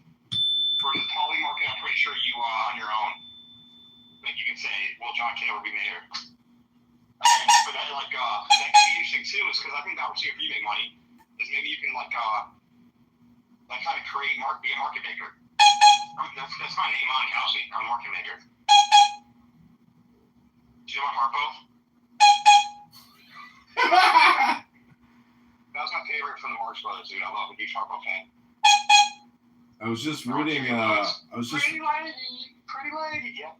Yeah, Jerry Lewis. Oh my God, he ended up being a total jerk. Did you see? I saw a video of his daughter. All the charity people were probably weirdos, like him and Bob Hope and. Yeah, I heard that. I heard Bob Hope. And his movies, he basically was the Adam Sandler of his time, but like his movies don't like stand the test of time. I could watch Duck Soup tomorrow or Animal Crackers and like laugh my ass off. Watch Mark Shorts tonight, you'll laugh. Yeah, I've got DVD. They say that the guy who was throwing the cause think about how much more shit you can do in the war zones. I don't know about that. I'm just saying that like if there is some kind of like elite cult or something like that, like they say. You know about that happened in Serbia and Kosovo, when they basically there was the allegation that basically elite people were paying. There was that war going on, that conflict in Yugoslavia, whatever, and like rich people were paying money to just snipe people. Do you hear about that? Yeah, I've heard about that. Did you know it took 750,000 Soviets that died in battle to kill 250,000 Germans in Stalingrad? Not surprised. So 1 million people died in bloody glory for. They wanted them to die because they. For what? So the commies just don't care about human life, and they were literally giving them more. You get a rifle, you get some ammunition. It was complete bullshit. And because they really think that like the central planning, whatever, the central committee, like the GOP, like should have all the power and like should plan everything. And it's hard to plan everything because you have so many people. So that's why all the commies always go like the depopulation route or like the education camp route. It's because like, it's much easier to plan. If you have I mean it's true. You wipe out your future political enemies in the mass casualty battle. But anyways, I was going through a book today. But so the campaign to elect John Kitover, I'm gonna update the antidote. And when can you do you make it official? Because then I think you should start like texting Shia and really get some press. It's official when I start putting up videos of me collecting signatures. when are you gonna like make your like file? There's no file, as you said. I just submit my petitions. That's it. If you're never gonna submit your, well, I guess you are. You're gonna submit like 3 petition sheets. Yeah. But then you're only gonna be a candidate for a month. I think you should try to. No, I'll submit. I'm gonna submit. Like, I'm gonna get a couple petition sheets and go downtown and just submit. That's it. Smart. And I'll be writing after you get kicked off. Absolutely. I want to be writing for as many days as possible, as I said. And then, there's a chance I might run for alderman. Because I still like alderman. I don't know. Maybe it was such a waste of time. I'm gonna do a lot of publicity. I'm gonna shoot a lot of videos at the Thomas Jefferson Copper Bronze Memorial. And I'm gonna have my petition sheets there. I'm gonna say, if you live in Chicago and you are a patriot, come to Jefferson Park today to meet candidate John and sign the petition to liberate Chicago on the Constitution held by Thomas Jefferson. Yeah, I think we should be the leader of like a movement. Awesome. Yeah, it's got to be a movement. It's basically It's like gotta be a movement. starting like a political cult. And I can look at a little bit. I mean, look at Marx and Engels. Marx and Engels kept saying that it's not the bourgeois that's going to lead the revolution; it's the proletariat. Proletariat. If there's any hope, is with the proles.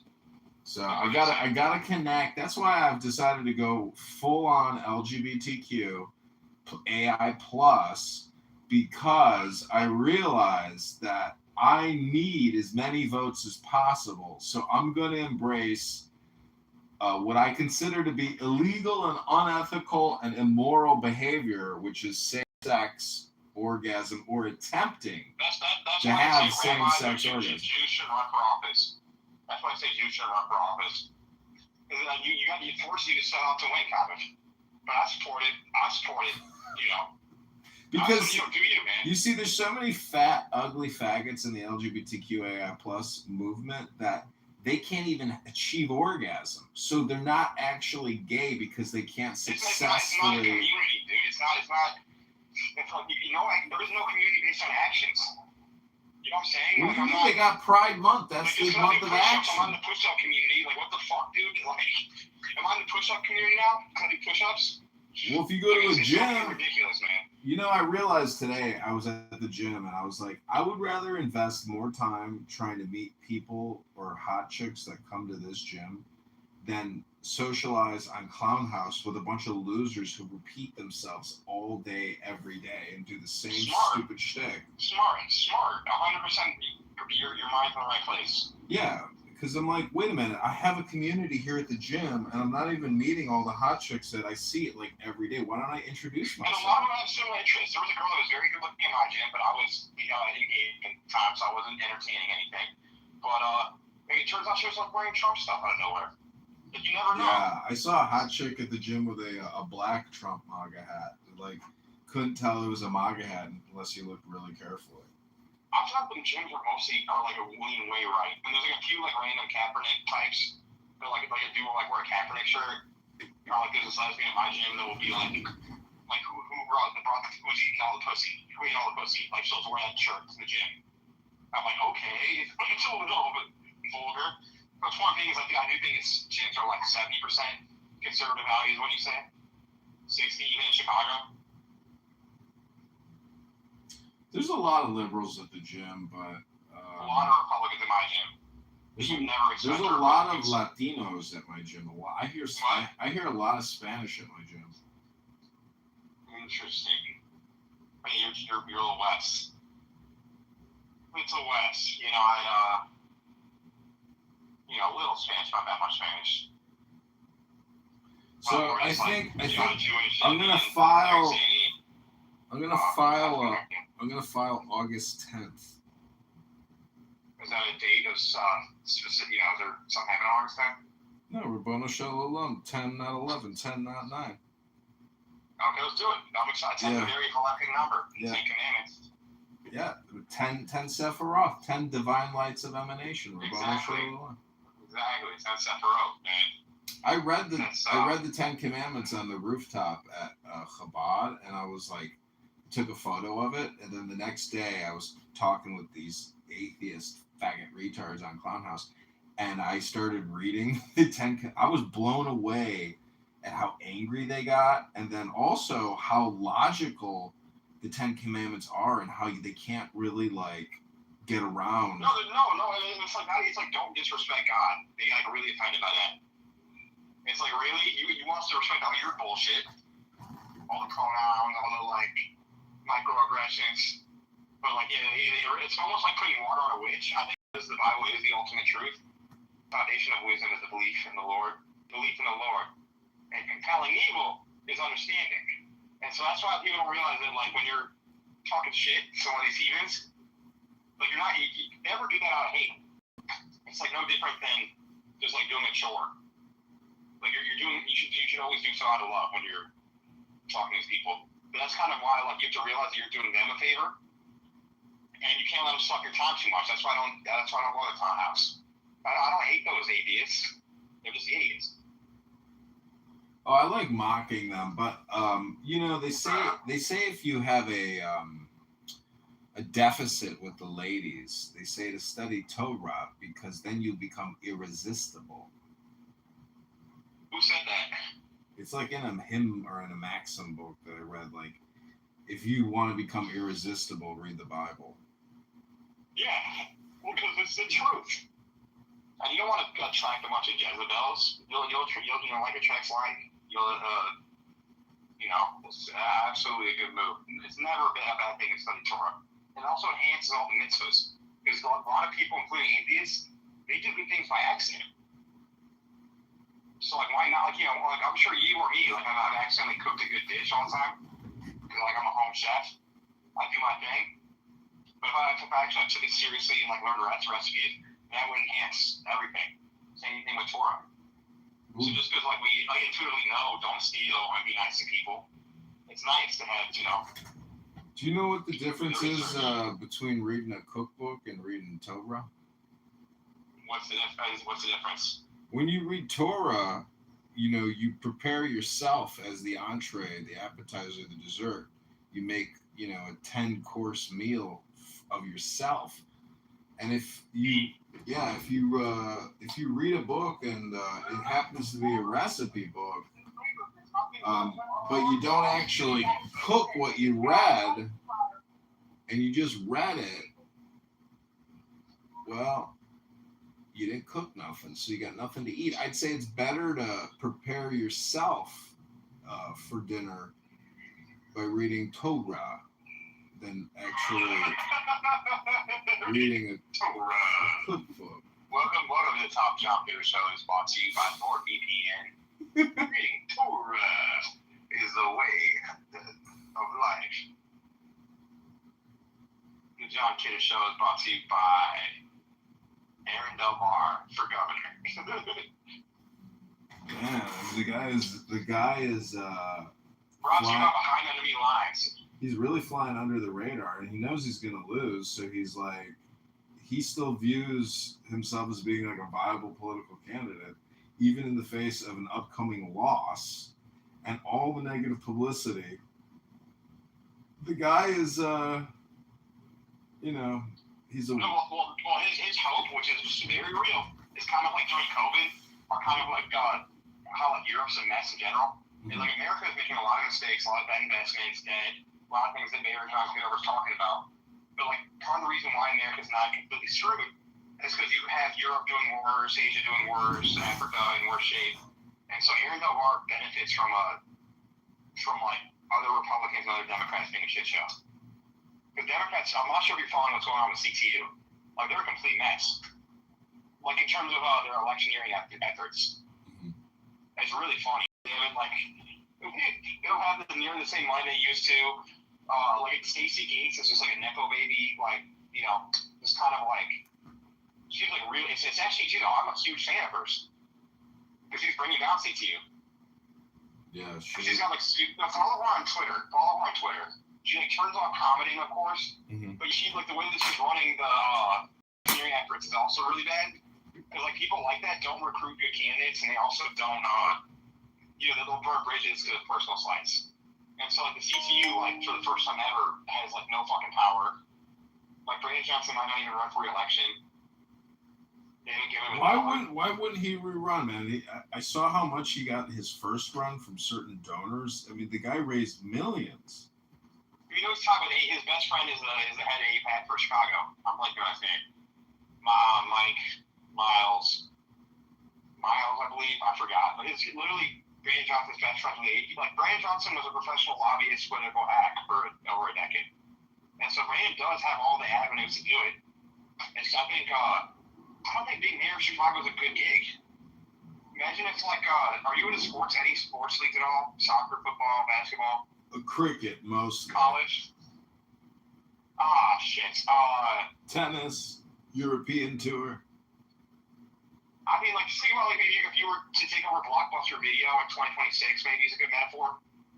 You know, like, why would you want to take over something that's completely fucked financially, and then, like, the people that are putting you in there, you owe them favors that you can't follow through with? I do think he's going to run, and he's got the easiest pathway to the runoff. So I wouldn't count him out on losing. It's really a question of what's going on. I don't think he can win. His approval rating's like 20%, and his odds on Kelsey are 150 plus to 1, dude. No, Kelsey. So I looked at the Kelsey thing. It's all fake. It's a micro market. Like I can get him up to like 20% for $50. And people are undercounting the whole runoff system. That basically you have to make the runoff to win, obviously. And he's the easiest path. Like he's the only like hardcore progressive incumbent mayor. So he's going to get the 20-25% he needs to get the runoff. But then the question is like, is he going to run against Janulius, Mendoza, Willie Wilson? And like a lot of those candidates would just beat his ass. Like Janulius would beat the shit out of him. But I think Brandon can beat Mendoza. Because Mendoza is like moving as a Republican. And like, you're a Republican. Mm-hmm. You report Donald Trump. Like, I think he could beat her. I think he could beat Willie Wilson, but Wilson's not going to win. I think he could beat Quigley, but I think Quigley would beat him in a head-to-head. So we'll see. Quigley's such a fucking clown. Yeah, I forgot about him. Maria Pappas, I think he'd beat Pappas. Hey, it's me, Maria Pappas, your next mayor of Chicago. I'm in Greece at a wedding. That's why Brandon Johnson has a chance. Is what if he gets lucky and some idiot can run off with him, like Paul Ballas last time? Hey, it's me, Maria Pappas. Watch me do this dance. I'm a dancer. I'm Maria Pappas. You got any wine? I said she's unfit for office, and people were responding, agreed. She seems like a wine mom. She looks like literally. My other favorite statement is that she's been banned from speaking with the Property Tax Assessment Software Corporation because she's so retarded. People like that, because that's true. She was banned from communicating with, I think it's called Tyler Technologies. I wouldn't trust her to drive me. I'm like, hey, I need to get to Evanston. I don't trust her. Hop on in, cowboy. You get in the car. Get in the car, handsome. I hope you like old Greek women with some spunk. You know what? That's not my top friends. I do not like tall Greek women. That's not my type. This will be my 27th campaign, and I'm going to dance right into the mayoral office. Well, bless your heart, friend. I think that's wonderful, Marie Pappas.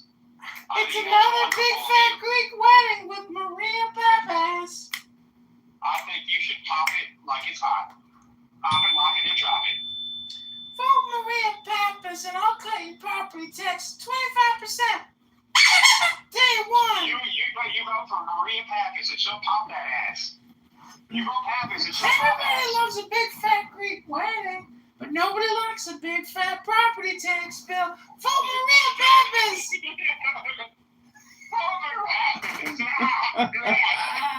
I'm best friends with Samantha Steele. She was at my party drinking wine when she got DUI and told that Chinese cop he's got a little dick.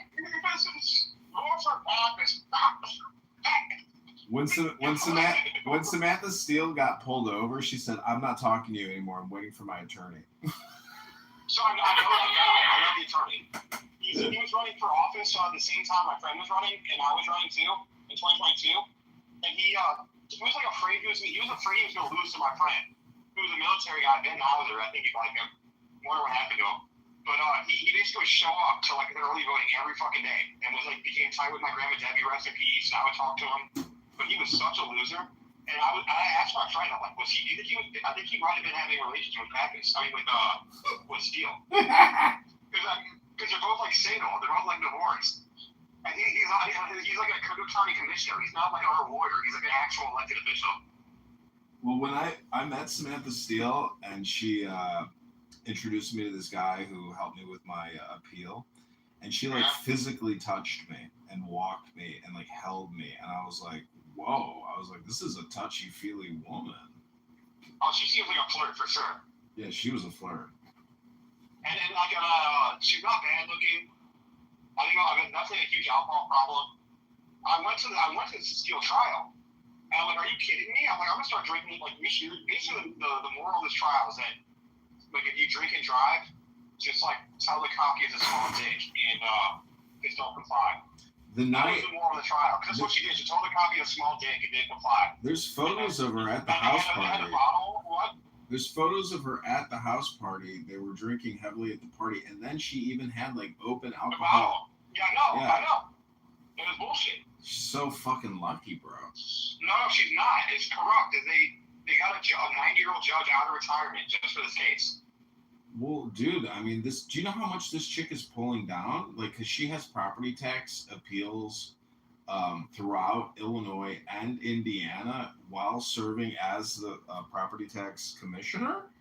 She's a lawyer? Yeah, her and her husband. You didn't read these articles about how she has all these property tax reassessment firms throughout the state and throughout Indiana? This bitch has a racket. For you, Samantha. Dude, she's got a business racket, bro. Her and her husband are making millions. No, she's not married.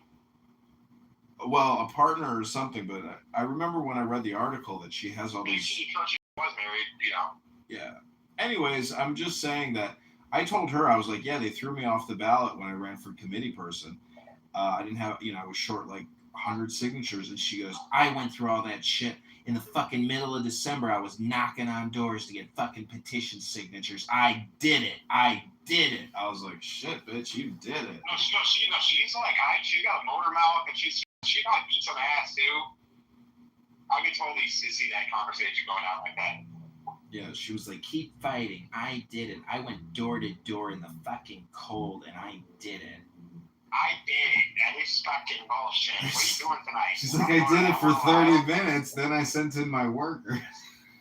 Are you looking at magical evening in Emerald Isle? Yeah, never seen her in Emerald Island. There was a shooting outside of Halligan's in Lincoln Park. Did you see that on Lincoln? My mom called me. Yeah, I guess it was somebody with a CCL, carry conceal license, and they turned in the gun after the shooting or something. Oh, so it was like a legit shooting? It wasn't a big defense? I don't know if they, whatever. It was just somebody with a CCL, so that was the latest headline I saw. Did they kill a bunch of people or just one? I think it was like one fight or something. Oh, that's not a big deal. It's not a big deal. Not a big deal. Not a big deal. No. But it was a lot of casings, I think. I saw a ton of... anyways, I don't know what the whole story is. I'm just bringing it up. It sucks that Chicago doesn't have a gun culture. What are you talking about? There's lots of... Don't have a gun culture. We got 35 shootings every fucking weekend, bro. 50 shootings. It's a lot of guns. It's amateur gun culture. Like, we don't respect guns, and we don't but that's why you're seeing all the extra casings and like the fucking drive-by, standby shootings and stuff. So we have a gun culture. We're not raised to respect guns or without guns. And the only people that really do that are criminals. And they get all their shit from movies and holding guns sideways and gun fighting. All that bullshit, dude. We have a gun culture, dude. No, we do not.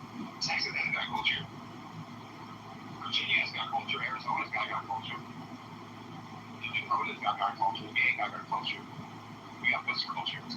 We got drawing chalk outside the dead body culture.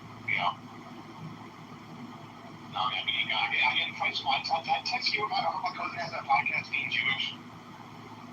And I'm like, just stop talking about security guards. We need more people to bring guns to synagogue. And that happens in Texas. It's like when I go to my, I think rest in peace, like her near synagogue, Uncle still lives there.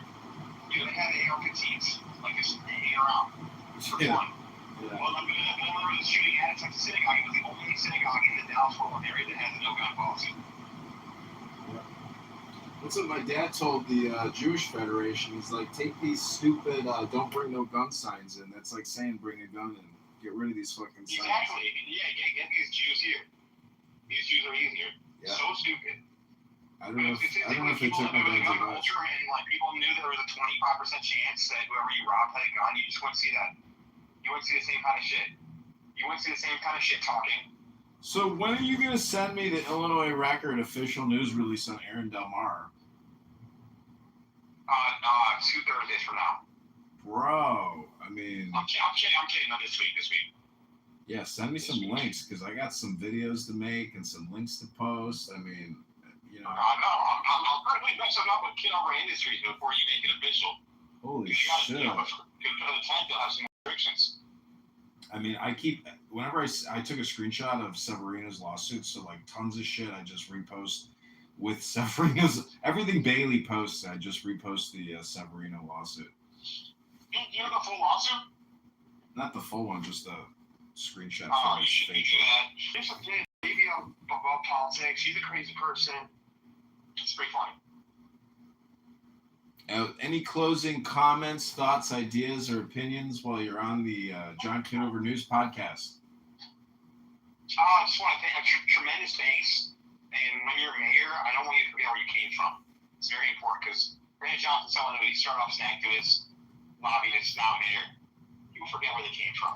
Some people say they came from the gutter. I say I came from the clown house tent. You came from the flowers, the Jefferson Park garden. Well, if you look at my YouTube live right now, I'm in a clown costume. It looks actually really good. My T-shirt is crushing. I got some compliments today, and this hot chick was like, "Where is that T-shirt from?" I was like, "I wasn't born a clown." All right, what did I say? I didn't become a clown. I was born a clown.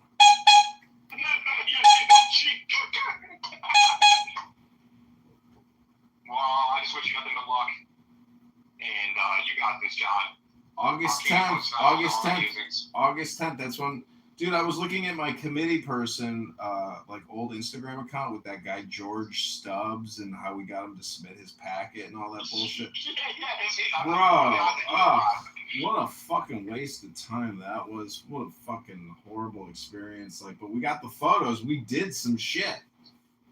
But next time, Gary told me the one day, the least time, if you ever get a random person to do again, a police accountability board, maybe say 150, 250. That's a good one. But it can't be like George. It's got to be someone that at least has a pulse. Somebody like an abuse. I think he smoked the petitions. You mean like Pat Gibbons, because he's a high quality candidate? No, not high quality, but it's not someone that's going to roll up, use the petitions like rolling up like with crack and weed. And smoking. Like a little more high, like a little, it doesn't have to be like, it doesn't have to be Pat Gibbons high functioning, but in between Gibbons and George. Because I think I think clown candidates are good. They're conversation starters. It's amazing. It's like, having gone through these experiences, it's like, intelligence is truly knowing what never to repeat again in your life. And like, learning the lesson thoroughly and never ever doing the same stupid shit again. Because I'm not an intelligent man. Yeah, if the true intelligence is so dynamic, each action. What you're talking about is wisdom. Because come on, there's the 3 types of intelligence.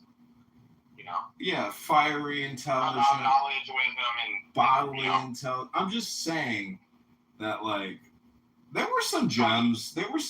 Actually, see, George was like the outlier and the horrible person, but this one woman, This one African American woman. Oh, she was so sweet. She was so sweet, and she did such a good job with the signature. I know what you're talking about. Yeah, when I ran for Congress, she responded to the Craigslist ad again. These people are like constantly looking in that government section on Craigslist, and dude, it's amazing. Like all 3 times. Anyways, anything you want to say to this YouTube live? We want Mashiach now. It's still not sundown. We want Mashiach now. And we don't have to wait. Speed it up. And to support the moment of silence on behalf of the Rebbe. We're really pushing that right now. John. We're really pushing the moment of silence. So if you can put out something saying you support that. Let's just take a moment of silence right now. Bono Shalom. Okay, I'll talk to you soon. Yeah, I'll check all up. Okay, all peace. right, bye.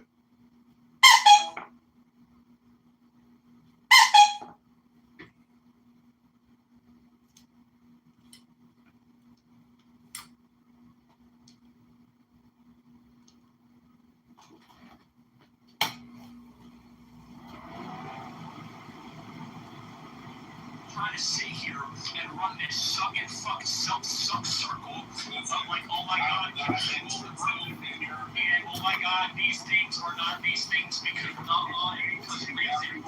It's like, dude, you weren't even interacting with T when he was giving you logical arguments to fight on to. So you're so cognitively intense. And you don't fundamentally understand. Listen, Rabbi, if you don't have the cognitive ability to follow the arguments, just say that. You think I hear from oh, wait. There's a word again. Opinion, right? Opinion, therefore it's true, right? Rabbi?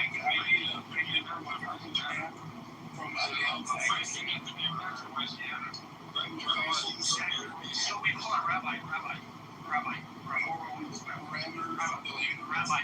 Rabbi, there's nothing to talk about here because we've addressed both morality and truth, topics in which you would vote into the room, and yet you are doing the biggest trick circle by yourself by not answering a single goddamn prognosis your way. So what the fuck else is there to talk about here?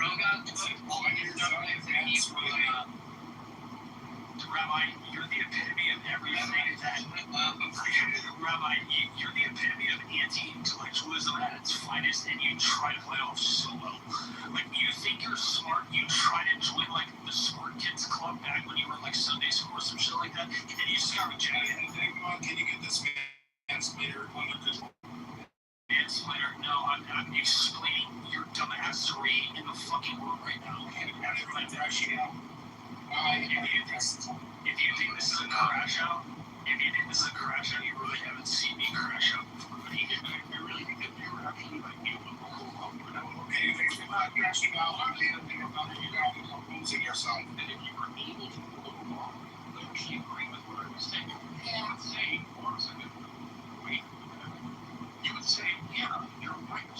Your preferences don't make things very happy, right? Your preferences aren't really to true goals anyway. You would agree with me if you were actually following time.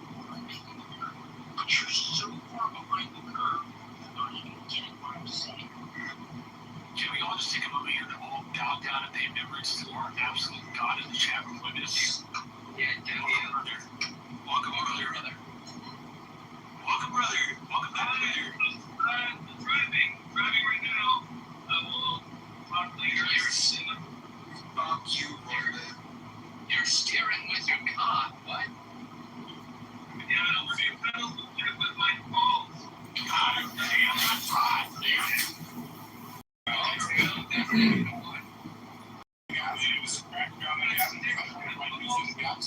No way, yourself better.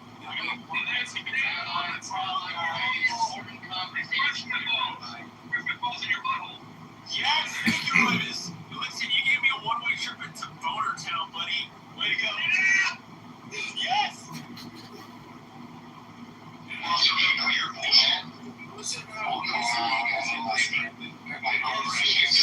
That's why.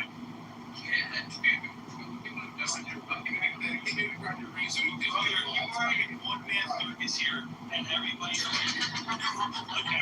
paying for a ticket to watch you. It's really much. How come every time you talk to a religious person or a film bro, they always talk like this with one exact same note and everything we're working?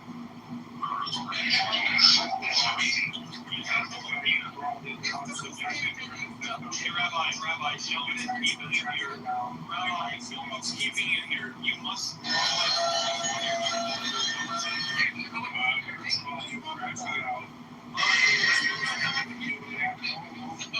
Rabbi, are you trying to fuck me, bro? You can just say that all raise the name. I don't eat kosher.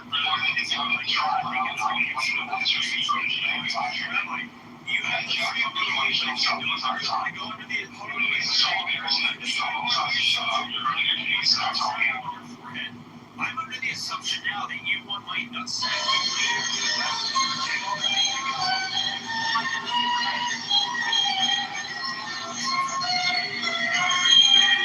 Rabbi, if I dip my nuts in ink and paint it on your forehead,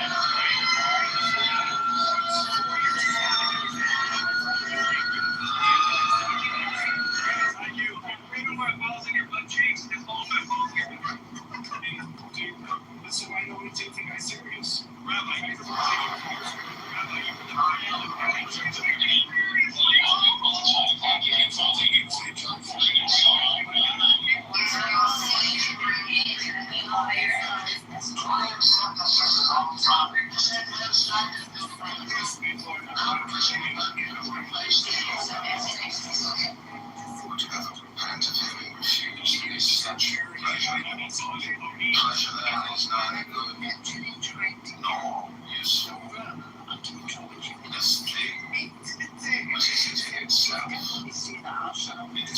the Constitution, likewise its substance and material, what its consummation,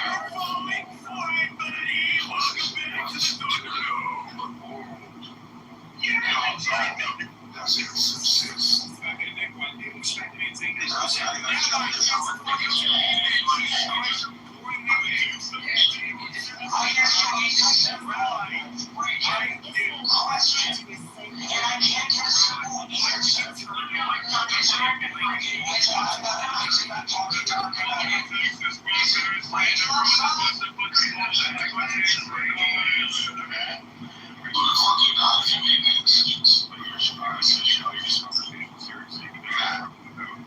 My question is for you. No, my question's not for you.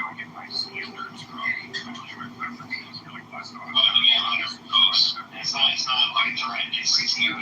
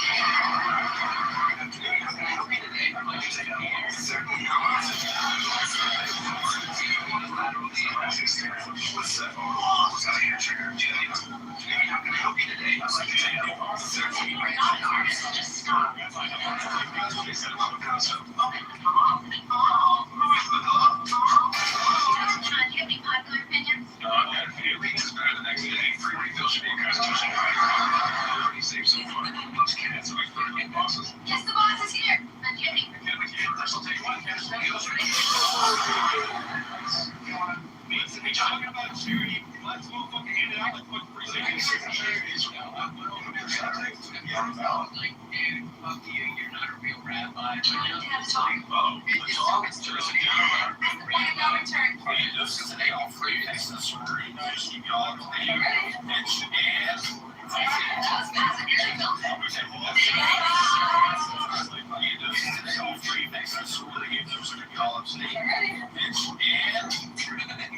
It's actually sad that was 110%. No. I mean 110% of 1,000%. I wasn't really close. It's really effort. Very low effort. I'm sorry, Royvis. I know I'm disappointed in you. Just like how 30 songs are on there. Every door hit this one. Listen, he's talking about serious. Yeah, 32 phones are on there. Every door hit this one. Listen, don't have to take try. I guess. Yeah,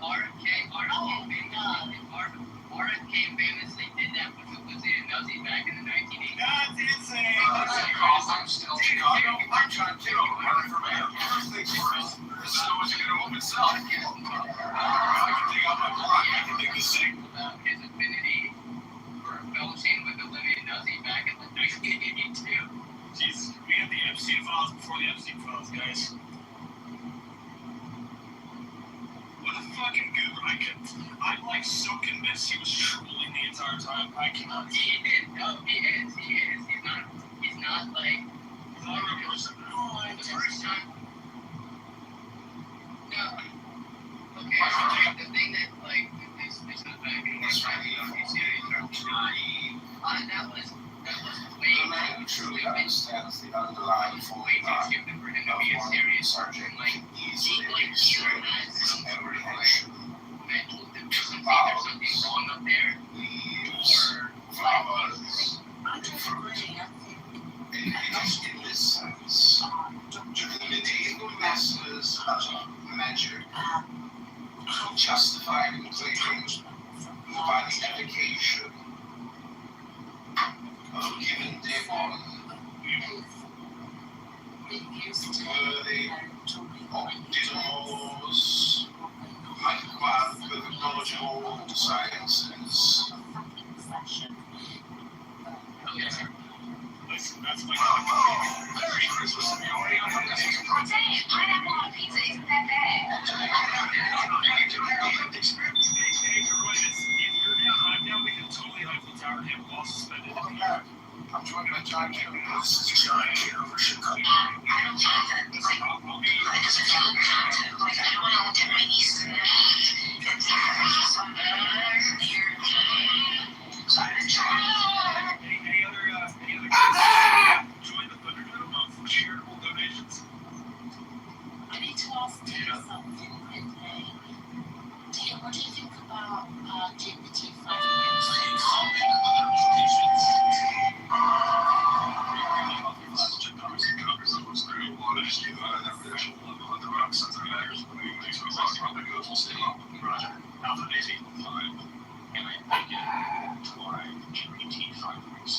That's what I've done.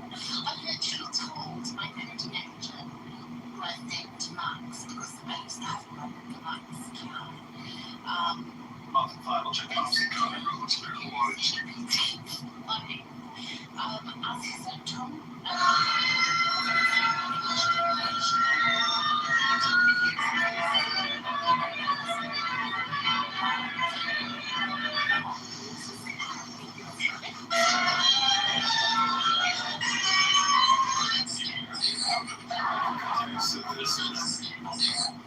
and it's super fast.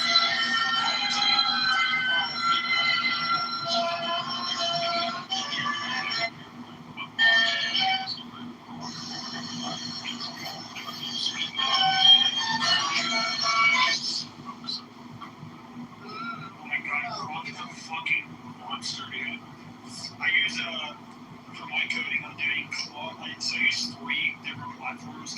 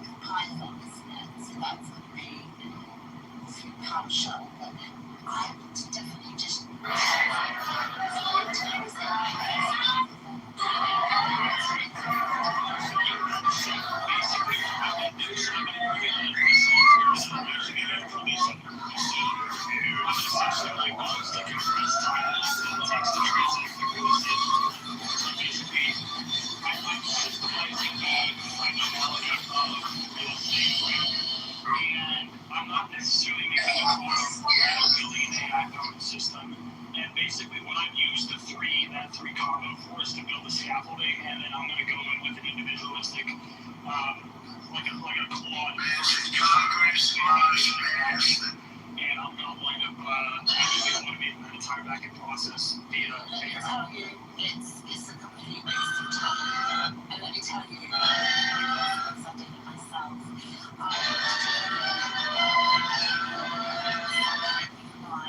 Using different speak of my changelessness and essence, as if in fixity and operation, that which changeth not is mine own nature, but this includeth the possibility of infinite.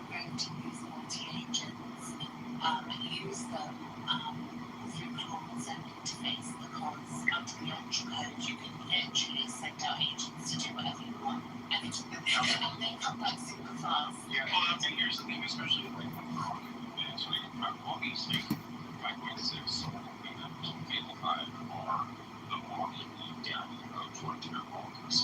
The chronic 4.5 is the good on the chip. If you spend out running after it, it'll take you to a good world. And it's the right, like, it's good, right? You know what I'm saying? He scares me though. Did you see the experiment? Actually, I haven't, like, sometimes I throw things that are they're more elaborate than my intelligence, can understand. So I'll put the paper into AI and says, hey, explain. Pathetic. The mundane one, at the worldly level of habit mind, we are given a way of thinking, we get stuck in it, and it's very difficult to get out of it. The second component, which is esoteric, and that's the component which the Sufis talk about when they say you are looking for realization. You are looking for realization. You are knocking on an open door. These doors are already open.